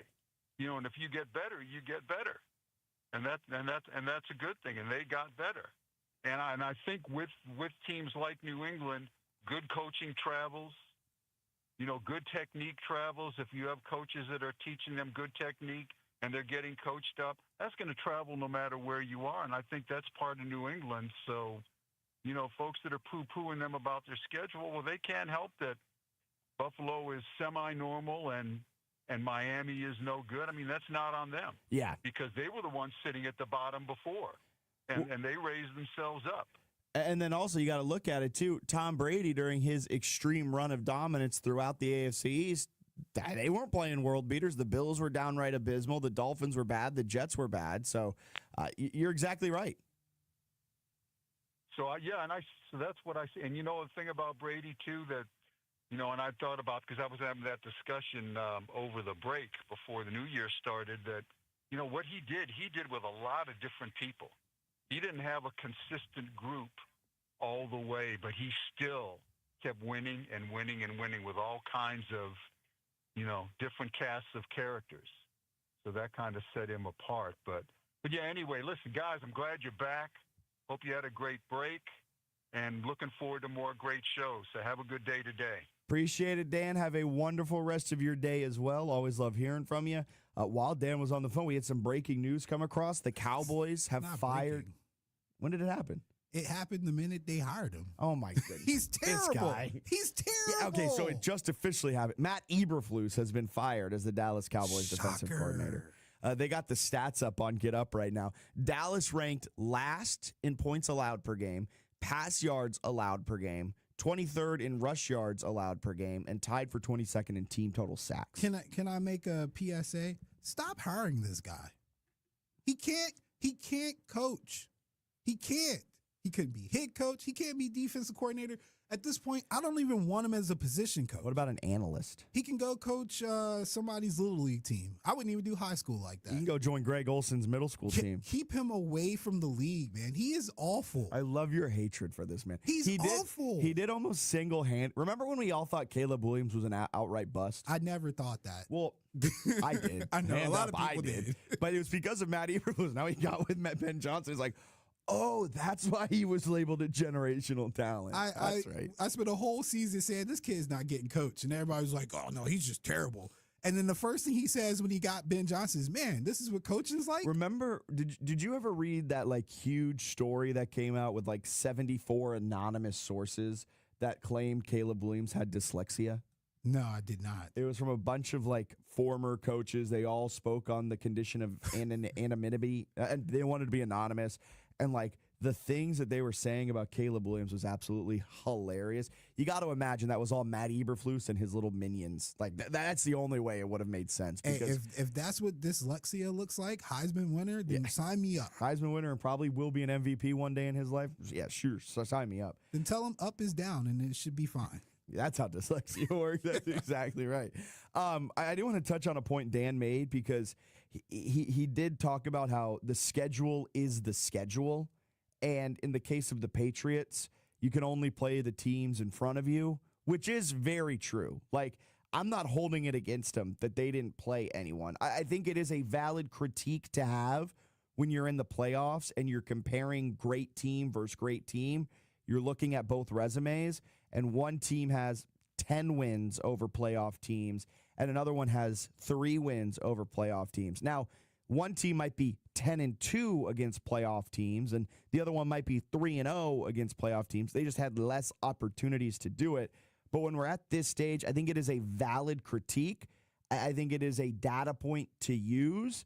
But in the same breath, I'm not really dinging them all that much for the fact that they didn't get to play a lot of bona fide contenders. They don't put together their schedule. They're beholden to the schedule makers, and they benefit from the fact that they were last in the AFC East a year ago, so they get a last place schedule, much like the 49ers benefited from a last place schedule after finishing last in the NFC West a year ago.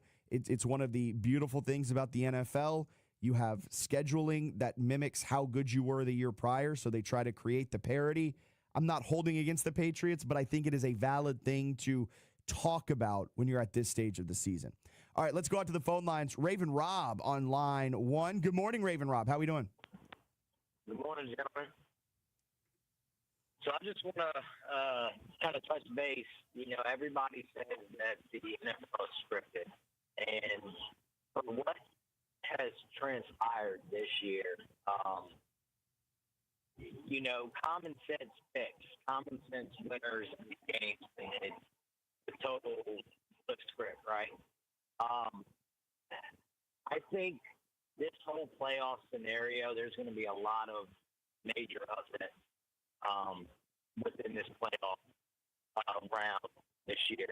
I mean, you have the Rams playing Carolina. I truly think that Carolina is going to upset and take that game and knock out the Rams, which have basically been demolishing all season. Then we can go to the Green Bay Packers, Chicago. I think this is the point where Jay Love really stands up. So I've got Green Bay taking the W on that one. Buffalo Bills, Jacksonville Jaguars. Patty Mahomes, Lamar Jackson. Obviously, it's been a slugfest with those three and Josh Allen. I think another upset. I think Jaguars are going to knock out the Bills. It's just crazy how this season has been so unpredictable. Then we go down to the games that aren't really eye-catching, not really that important. So we go to San Francisco Eagles. And that one is a toss-up for me. I'm going to say that the Eagles should win it. But again, with it being so unpredictable, I'm just honestly, San Francisco's got a lot of injuries. But who's to say that San Francisco doesn't pull the upset on that one?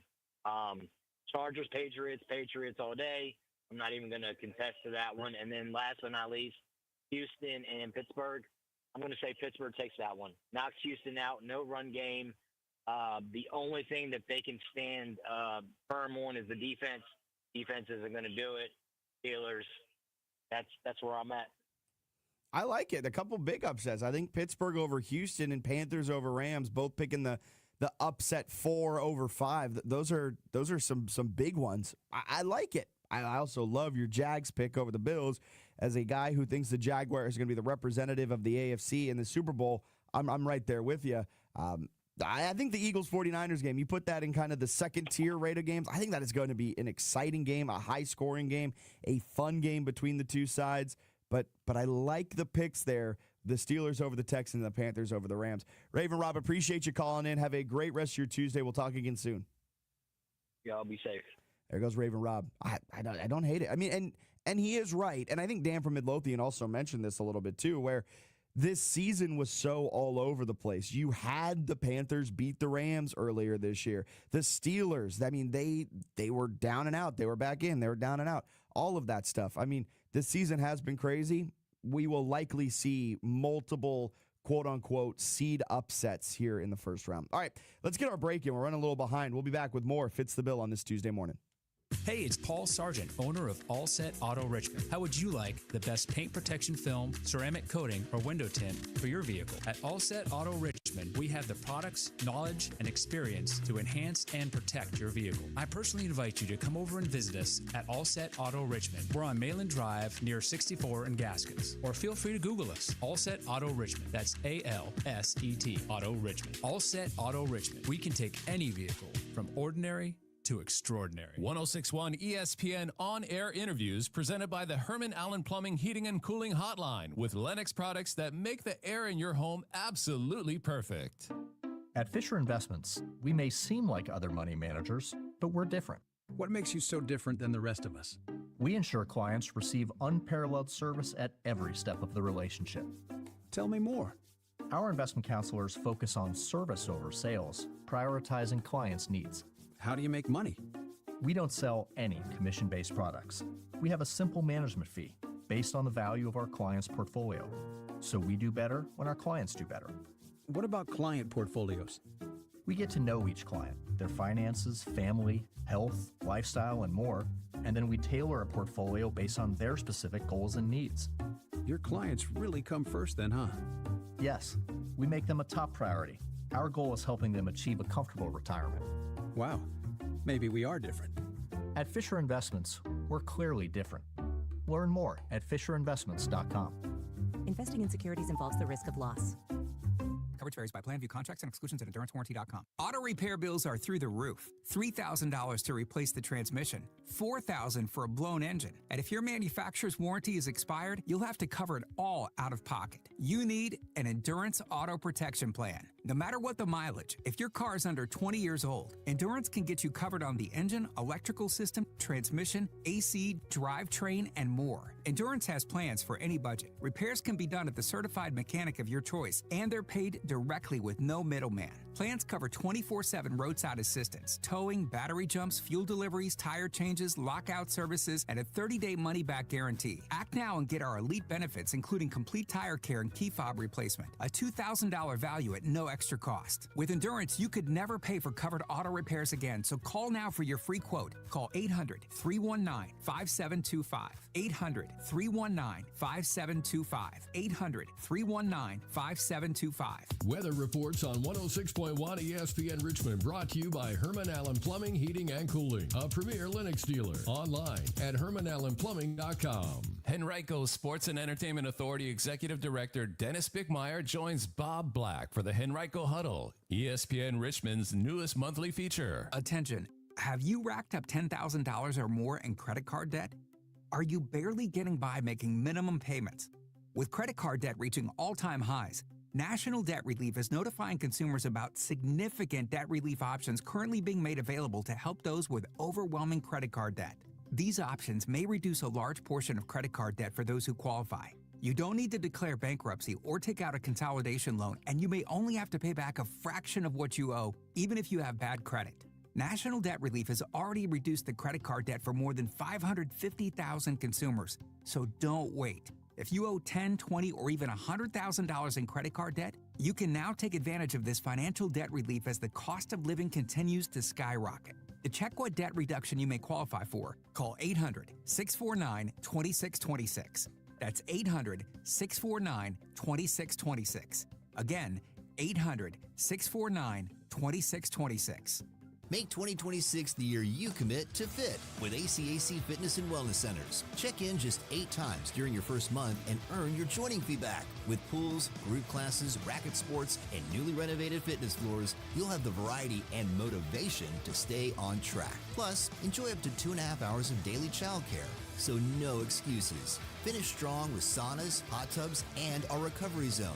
Visit ACAC.com or stop by our Midlothian or Short Pump locations today. Hey, Richmond, looking for more Fitz the Bill content and behind-the-scenes looks into the show? Well, follow us on Instagram at Fitz the Bill ESPN RVA. You'll get all of the clips, exclusive hot takes, and so much more. Follow us at Fitz the Bill ESPN RVA on Instagram.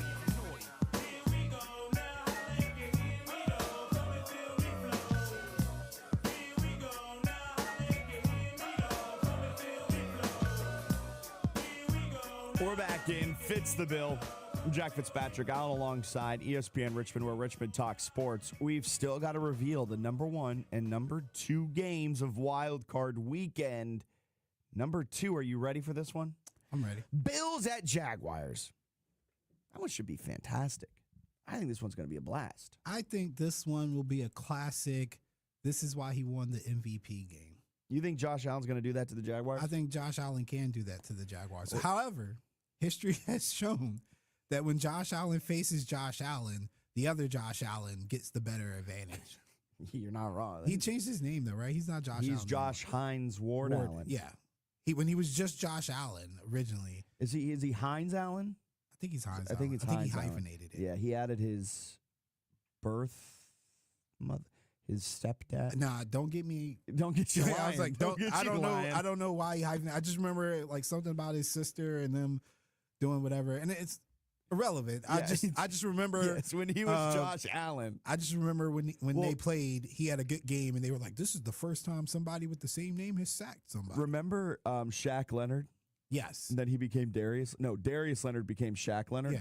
For a good full season, I thought the Colts got another great linebacker with the last name Leonard, and I was like, "Yo, how do they keep getting this? This is insane." And then I realized there's another one. And like the second season, I was like, "Oh, he just." You thought it was like the Plumlee family. Yeah, kind of. I was like, "He's got another one." Did this guy? And I was like, "And he went to South Carolina State. This is insane." The Plumlees, the Rourkes, just like.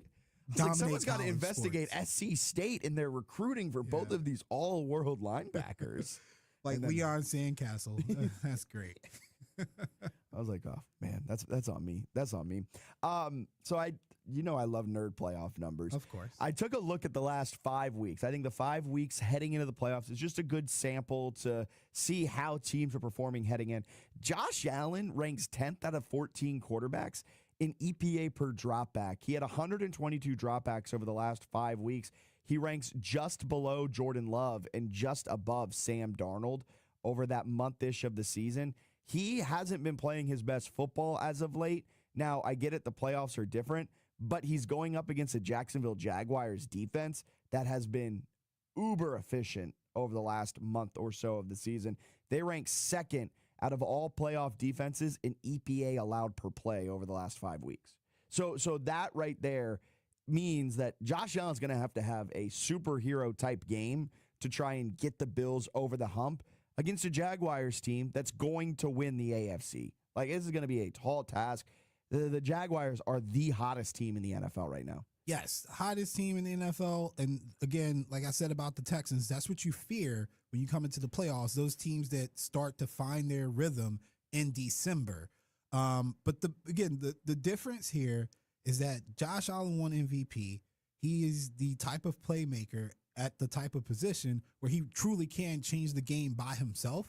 And I would be weary if I was the Jacksonville Jaguars, just because, you've done great things, but this is a different animal at the quarterback position. Yeah, he is a different animal. And in the playoffs, we have seen him do not human things. Like, we all think back to that Mahomes game, the Chiefs Bills, the 13-second game when somehow Mahomes gets them into field goal range and they kick the field goal. How does that happen? Well, Josh Allen had himself a fantastic performance right before that. It's just a bummer that we'll always forget that because of the defense not being able to pull up their end of the bargain. But for the Jaguars over the last 5 weeks, they've had some good opponents in there. Actually, they've only had one good opponent, so I shouldn't say plural. They played at the Broncos, a 14-point win on the road in Denver. So you could argue they haven't had a true test over the last 5 weeks, but it's going to be a fascinating game. And the best game of the weekend, Allen disagrees, it's Packers at Bears. Third meeting all time for these two teams in the playoffs, second in the Super Bowl era.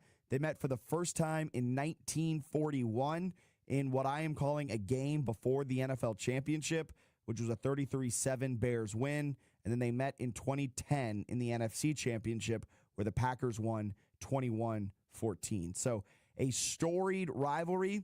They've met the most out of any team in the NFL, but just their third meeting all time in the playoffs should make for an electric game inside of Soldier Field. Potentially one of the last playoff games in Soldier Field as the Chicago Bears are exploring options to move their franchise, I think is it Arlington, a suburb of Chicago. So it could be a raucous atmosphere in Chicago. All right, let's go out to the phone lines. We've got Reggie on line one. Good morning, Reggie. Great to hear from you in the new year. Happy New Year, gentlemen. I'm glad to see you guys back in the saddle and in the seat to take the heat to give glory to the world. So glad you're back. See where a certain running back from Virginia Union made a little history while you guys were gone. He did indeed. First ever HBCU player to win the Harlan Hill, and he had to just put up insane numbers to win it. Yeah, I was surprised that he won it. Not that he couldn't have won it, but, the politics do get in the way sometimes. So I would say I'm happy to see that. And also see Howard University got their new coach, Coach White, who's the former quarterback for Howard. And rumors were that they was kind of looking at Dr. Parker from Union to be their new coach, but I guess things didn't work out. You know how the rumor mill is. And Luke Williams was reporting that Howie Mercer was interested in Dr. Alvin Parker. But, you know, we never know how things go. But I'm glad Dr. Parker is back in Union to make another run at the title. Yeah, you never know what's happening behind closed doors, but if they didn't interview him, then I think that is a massive oversight for the success that he has had at Virginia Union. I think every opening in this area, they should be giving him a call, seeing what he has to offer. So doesn't shock me, though, that the rumor mills were swirling that he was in the running there for the Howard job. I think he's a fantastic coach at Virginia Union, but he is such a good coach that I'd not be shocked if he eventually gets poached away. And as he has more postseason success, as his players are getting more and more, individual accolades, I think that brings even more attention to him. The fact that Curtis Allen was able to win the Harlan Hill, I think that bodes really well for Alvin Parker down the road. And the Prince George product, I mean, what Curtis Allen did to win the Harlan Hill, absolutely fantastic. Over 30 touchdowns this year. He led the league in yards, total yards per game. The dude was a maniac. Yes, sir. They just reloaded. How's the basketball squad doing over the Union this year? 12 straight wins for the men's team. The women's team lost recently, but it was just their second loss of the year, and it snapped like an 8-game win streak for them. So things are going well over there in Barco Stevens. I call that Little Duke University. You got a few banners up there, don't they? They're retired numbers. Reggie, you can't see the ceiling in Barco Stevens because of the amount of banners they got. I swear, everyone that's touched the floor there, they got a banner up there. The amount of them hanging. Yeah, and they have a couple of national championships up there too. Sorry about that, VCU. I'm sorry. I just can't help myself. I love the pettiness, Reggie. Have a great rest of your Tuesday. Appreciate you calling in. We'll talk again soon. Leave it to Reggie to have a little swipe there at VCU right at the end. Good for Reggie. Yeah, man, that's crazy. Reggie's gonna have trouble getting calls back. Reggie's gonna have trouble having the phone being picked up. I don't know what happened. I don't know who's screening him over there. I just know that whatever service provider you're using will have trouble getting through from now on. But he's not wrong. Go inside Barco Stevens. You look up and you're like, Ben Wallace, Charles Oakley, multiple national championships on the men and women's side. Whoa. Love it. No need to take a swipe at VCU. I wasn't going to say it with Reggie on the phone because I'm afraid Reggie would flame me. But VCU's got a Final Four banner hanging up, which I think did a little bit more than the national championship. By all means, the history of Virginia Union basketball is definitely like nationwide felt like, so just like they got a reputation. In a mile radius right there, you've got Barco Stevens and the Siegel Center. Just so much great basketball happening right there. Yep. And then you got Richmond down the road. You've got Virginia State down the road. Like, you've got so much basketball ability in this area and so much history in this area. It's kind of awesome. All right, let's get a break in. We'll step aside. Be back with more Fitz the Bill on this Tuesday. Welcome back to Winter Hack Radio, the place for clever hacks to survive the season. Icy driveway? Well, try spreading sand or birdseed to help with traction. Snowy puppy paws? Well, grab a whisk, brush it off, done. Catch COVID-19? Well, just get... Actually, there's no hack for COVID-19. But if you test positive, prescription medications for COVID exist. Ask your doctor if they're right for you.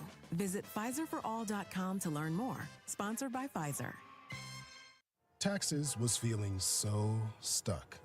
Sitting in traffic, squeezing into a parking spot, all to squeeze in getting tax help during your lunch break. Now Taxes is a TurboTax expert who does your taxes for you, while you go about your day getting real-time notifications about their progress and the most money back guaranteed. Now this is Taxes. Intuit TurboTax. See guarantee details at turbotax.com/guarantees. Only available with TurboTax experts. Real-time updates only in iOS mobile app. Get the latest update on Henrico County sports tournaments, happenings, and future events on ESPN Richmond's newest segment, the Henrico Huddle. Join Henrico Sports and Entertainment Authority Executive Director Dennis Bickmeyer as he joins Bob Black on the Sports Huddle. For more information on Henrico Sports and Event Center calendar, visit online at henricosea.com or tune in to the last Wednesday of each month for the Henrico Huddle on 106.1 ESPN Richmond.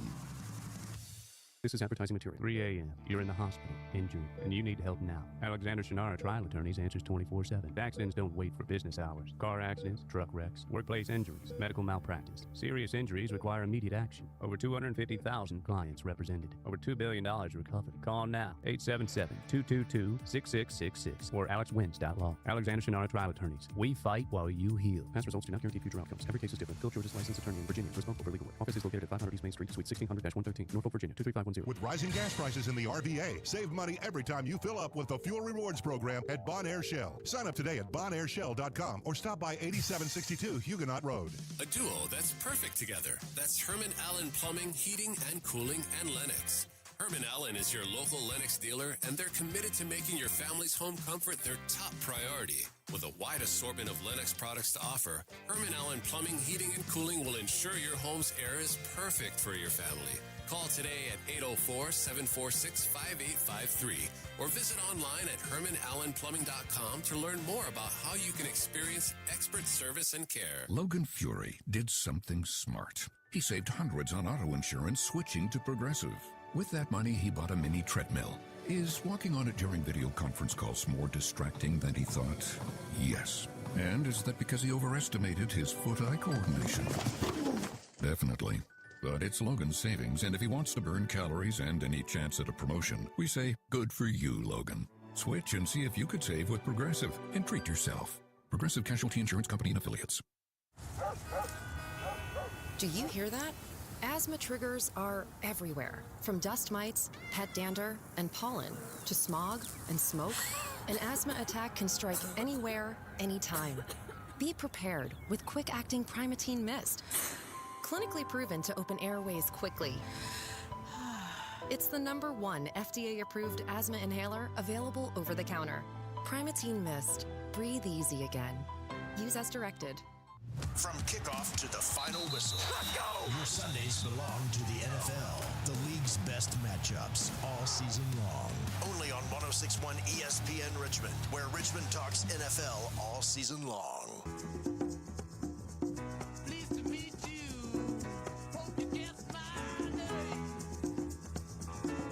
So after ranking the top games in Wild Card Weekend, just to recap the ranking, Packers at Bears. I think that's not an argument at all, right? I don't think there's anyone pushing back on that.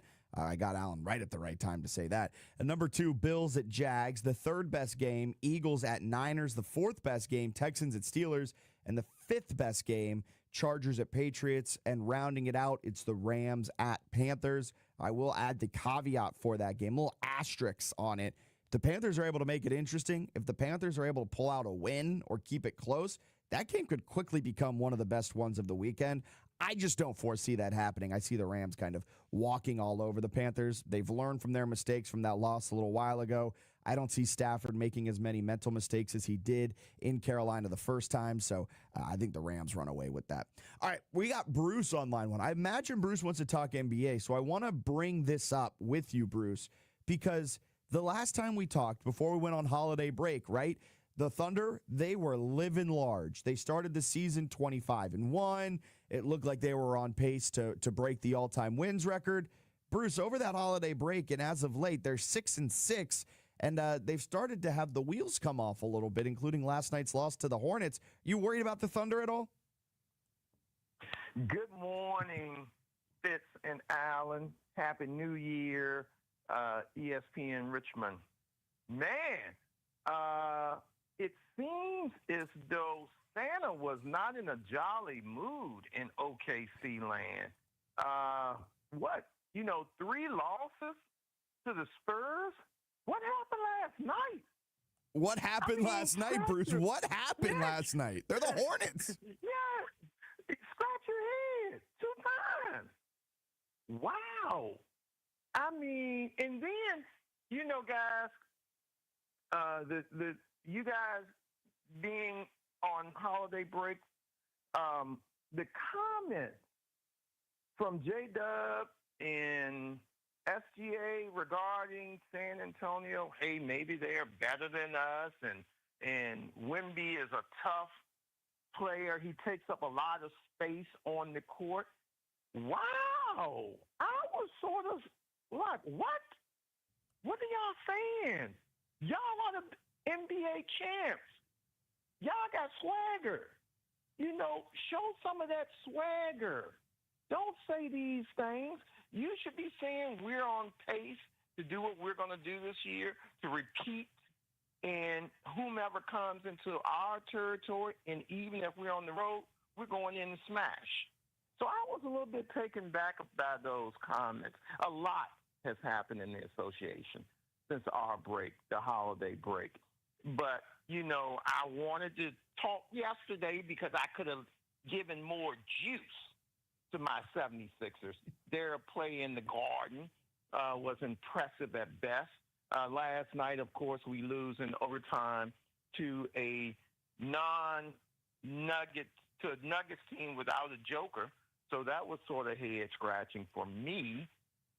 But the association has its Super Bowl. I mean, its Christmas event with TNT. I hope you guys will say something about this. I said TNT, excuse me. With Ernie, Charles, Kenny, and Shaq for what, 11 a.m. till 1 a.m. the next day? Fitz, that should have been your whatever you do on your recap. See, Ernie, Charles, Kenny, and Shaq were on from 11 a.m. Christmas Day till 1 a.m. the next morning. That's why they get paid the big bucks, Bruce. That was a marathon of a day for them, and throughout we were treated to some pretty darn good basketball on Christmas Day. How about that, man? And look, I just want to piggyback on Reggie. I haven't, and I wish I had more data. I haven't visited, and I don't know if you guys can help me. I have not visited the multi-purpose center on the school on the hill, BSU, of course, the Mighty Trojans. But I think they're playing some good ball too, aren't they? I have been fully engulfed in Union basketball, the way that they have been playing recently, doing their games. I mean, they've got some dudes on that team. Virginia State, on the other hand, I know they came in, they had a lot of good players, but they're finding themselves in a little bit of a role. They've won their last three, starting to pick things up right during conference play. Well, I can always revert back to Petersburg High School. So I got Petersburg High School, man, they're gonna be dominating some local teams this year. Yeah, I think Prince George felt that the other night. Yeah. I think it was Matoka or Monica, and they played the other day. I think they blew them out by 70. Wow. Guys, thanks so much. Glad to have you guys back on the 1 and 2s. And we're in an interesting stretch going into this trade deadline. Of course, we've heard the news about Trae Young. Yep. But I think there are going to be some. And Reggie should be happy because one of the teams that's being tossed around for the Trae Young move is the Wizards. Sorry, I don't mean to laugh at the Wizards too much, but that would be such a bad. Oh my goodness. Oh my god. I think Reggie may have just fallen out of his chair here, and the Wizards might get Trae Young. I don't think that'd be a good fit at all. Bruce, appreciate you calling in. We got to get to our last break here. Have a wonderful rest of your Tuesday. We'll talk again soon.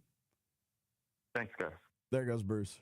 I mean, could you imagine Trae Young in Washington? Trae Young might be on the move. Giannis might be on the move. There's probably a couple of other superstars that are trying to get their way out of whatever destination that they're in. Maybe it's Kevin Durant, and then he'll complain that he's being scapegoated and he got kicked out. Who knows? We're not salty about KD. All right, let's get a break in here. We'll step aside, be back to wrap up this Tuesday edition of Fitz the Bill. Happy New Year from East Coast Appliance. We're celebrating by extending our clearance sale. Now through January 19th, get up to 75% off Virginia's largest inventory of in-stock appliances. Thousands of dollars in savings and 0% interest for up to 12 months. Plus, you can save even more on our enormous selection of scratch and dent appliances. And don't forget to ask about our same-day or next-day delivery options. Don't miss the extended clearance sale at East Coast Appliance, where you always get the best price or it's free. See store for details.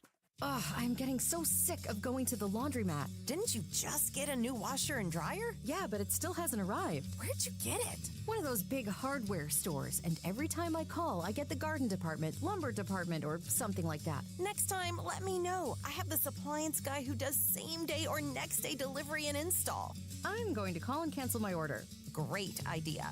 You should never have to wait weeks or even days for a new appliance. Shop East Coast Appliance today and get the best price, or it's free. Your trash is treasure at CNC Colored Recycling. From copper wire to radiator ends, cans to lead batteries, CNC Colored Recycling will pay cash or check for your unwanted scrap metal. No load is too large or too small. Don't dump it, recycle it, and get paid at CNC Colored Recycling, just south of Maple Street on Route 1 in Ashland. Free local container services available too. CNC Colored Recycling, open every weekday and a half day on Saturday. Check the latest cash scrap prices online right now at cccullet.com. That's CCCULLET. Everybody loves the season of giving, but now the season of paying for it is upon us. That not-so-wonderful time of the year when millions of Americans open their credit card statements, stare in horror at the balance, and resolve then and there to find new ways to save money. If you're among those Americans, why not start by cutting your wireless bill in half right now with Pure Talk's Saver Plan? It's easy. You'll get unlimited talk, text, and 3 gigs of high-speed data on a super-fast, nationwide 5G network for just $20 a month. Just dial pound 250, say Mike Rowe, and you'll save an additional 50% off your first month. Ho, ho, ho! And if you're active or former military or a first responder, you'll save an additional 20% every single month. That's pound 250. Say Mike Rowe for the gift that keeps on saving from America's wireless company, Pure Talk. He's the voice of the Richmond Spiders and your companion for the drive home, Bob Black. Weekdays from 5 to 6 p.m. on the Sports Huddle. Only on 106.1 ESPN Richmond, where Richmond talks sports.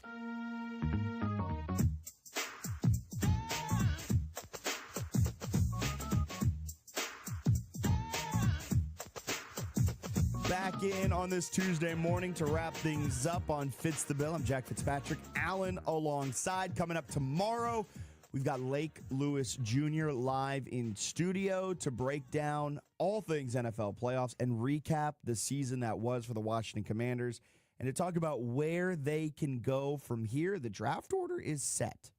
The draft order is here. We know where they're drafting. We know where all the non-playoff teams are drafting. Washington in the 7 spot. Not too bad. Not too bad. The Giants, remember that stat I said yesterday, Alan, where the Giants have won 8 of their last, or over the last 38 games, the Giants have won 8 games. 4 of those 8 have come when they've been eliminated from playoff contention in week 17 or 18.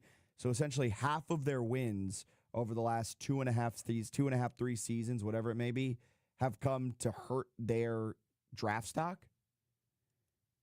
Their win on Sunday against the Cowboys, if they had lost that game, they would have been the number 1 draft pick. They won that game, they're the 5th draft pick. Which in their case would have been perfect to have number 1 because you could get a king's ransom. Because they don't need a quarterback, and there will definitely always be a QB needy team willing to trade up and give future picks. You got 2 at the top of the draft in Vegas and Jets. Like, both of them would have given you whatever you wanted to move up because you got Fernando Mendoza. He's likely going to be the QB1. Dante Moore, if he decides to enter the draft, he'll be highly sought after. Ty Simpson is a name catching a lot of steam. Chambliss, the Ole Miss quarterback, if he has to go into the draft, people are starting to really like him. He's getting kind of the Michael Penix college football playoff bump, but he has a waiver currently being looked at by the NCAA to give him an extra year of eligibility because he redshirted in 2021, then he didn't play in 2022. He's claiming he didn't play in 2022 due to medical hardship, so he's waiting for the NCAA to either okay that waiver or deny that waiver. Coming up today at 4 p.m., Sports Huddle, the new Sports Huddle with Bob Black, Matt Josephs. You don't want to miss it. Yesterday, the first ever episode of our brand new Sports Huddle. The afternoon looks a little different on ESPN Richmond. A new year, new lineup in the afternoon, and it's the Sports Huddle with Matt and Bob. You don't want to miss it. 4 to 6 p.m. each and every Monday, Tuesday, Wednesday, Thursday. So that is fantastic stuff. They had a great show yesterday. They're coming back again today, and we've got some more new things in the hopper coming up. We won't announce that just yet, but new year, you know what they say, Alan, new year, new you. New Sure. year, new station. But don't worry, we're staying 8 to 10 a.m. each and every weekday morning. We're staying the same, but some really, really, really exciting stuff, including the new Sports Huddle coming up later, 4 p.m., and some more stuff. Just keep it locked to our socials. Keep it locked, of course, as always, 106.1 ESPN Richmond. You can also like and subscribe on Facebook, Twitter, and YouTube, wherever you find us, so you never miss anything that's happening. We've got our interviews online, ESPNRichmond.com. We've got our interviews on YouTube. If you go to Fitz the Bill, ESPN RVA, they're all over there. We've got so much stuff everywhere. We are everywhere. Wherever you are, we try to be there as well. So keep it locked because, some exciting news is coming up. New year, new station. That's our resolution for 2026. Did you make any resolutions? You don't strike me as a resolution guy. Yeah, of course I'm not a resolution guy. Why would I have a resolution? I like me. I don't need to change anything. That's really healthy. I'm also a Virgo. Why would we ever admit that we need to change something? I don't know what that means. Virgo, I know it's an astrology sign. We're very perfect people. Oh, okay. Yeah. Good for you. According to us, of course. I'm a Pisces, so all I know is that's a water sign. Yeah, we're not peer reviewed. Oh my goodness. All right, so it's been a fun Tuesday. It's so much more NFL playoff. I can't wait to have Lake Lewis Jr. in studio, our Raise and Hail commander inside our I can't wait either because we have to get this joke off. My man Lake, for everyone wondering, because we usually have him on Tuesday, went to Cancun. 1, 2, 3, Cancun. The season ended, and he went to Cancun. On 3, 1, 2, 3, break. And I texted him and told him, like, you're taking this insider thing too seriously. Like, you don't have to leave. Well, Cancun's where Matt Stafford ended up getting was it Cabo? That was Cabo. Yeah. Cabo's where the deals get done. That's when Sean McVay and Matt Stafford met and decided that they were going to trade for each other. That's where Ezekiel Elliott got his deal done. I'll never forget that. Oh, my goodness.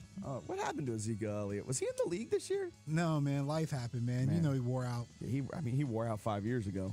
For being honest. Life of a running back. That's why you got to get paid when you can. All right. That'll do it for this Tuesday edition. We'll be back tomorrow, same time, same place on your dial, 8 to 10 a.m. right here, 106.1 ESPN Richmond. Also streaming live on Facebook, Twitter, and YouTube. Lake Lewis Jr. in studio from 8:15 to 9-ish. You don't want to miss it. You can watch on the stream or listen live as always. We can't wait for it. And coming up later today, 4 p.m., it's the new Sports Huddle with Matt and Bob. You don't want to miss it right here, 106.1 ESPN.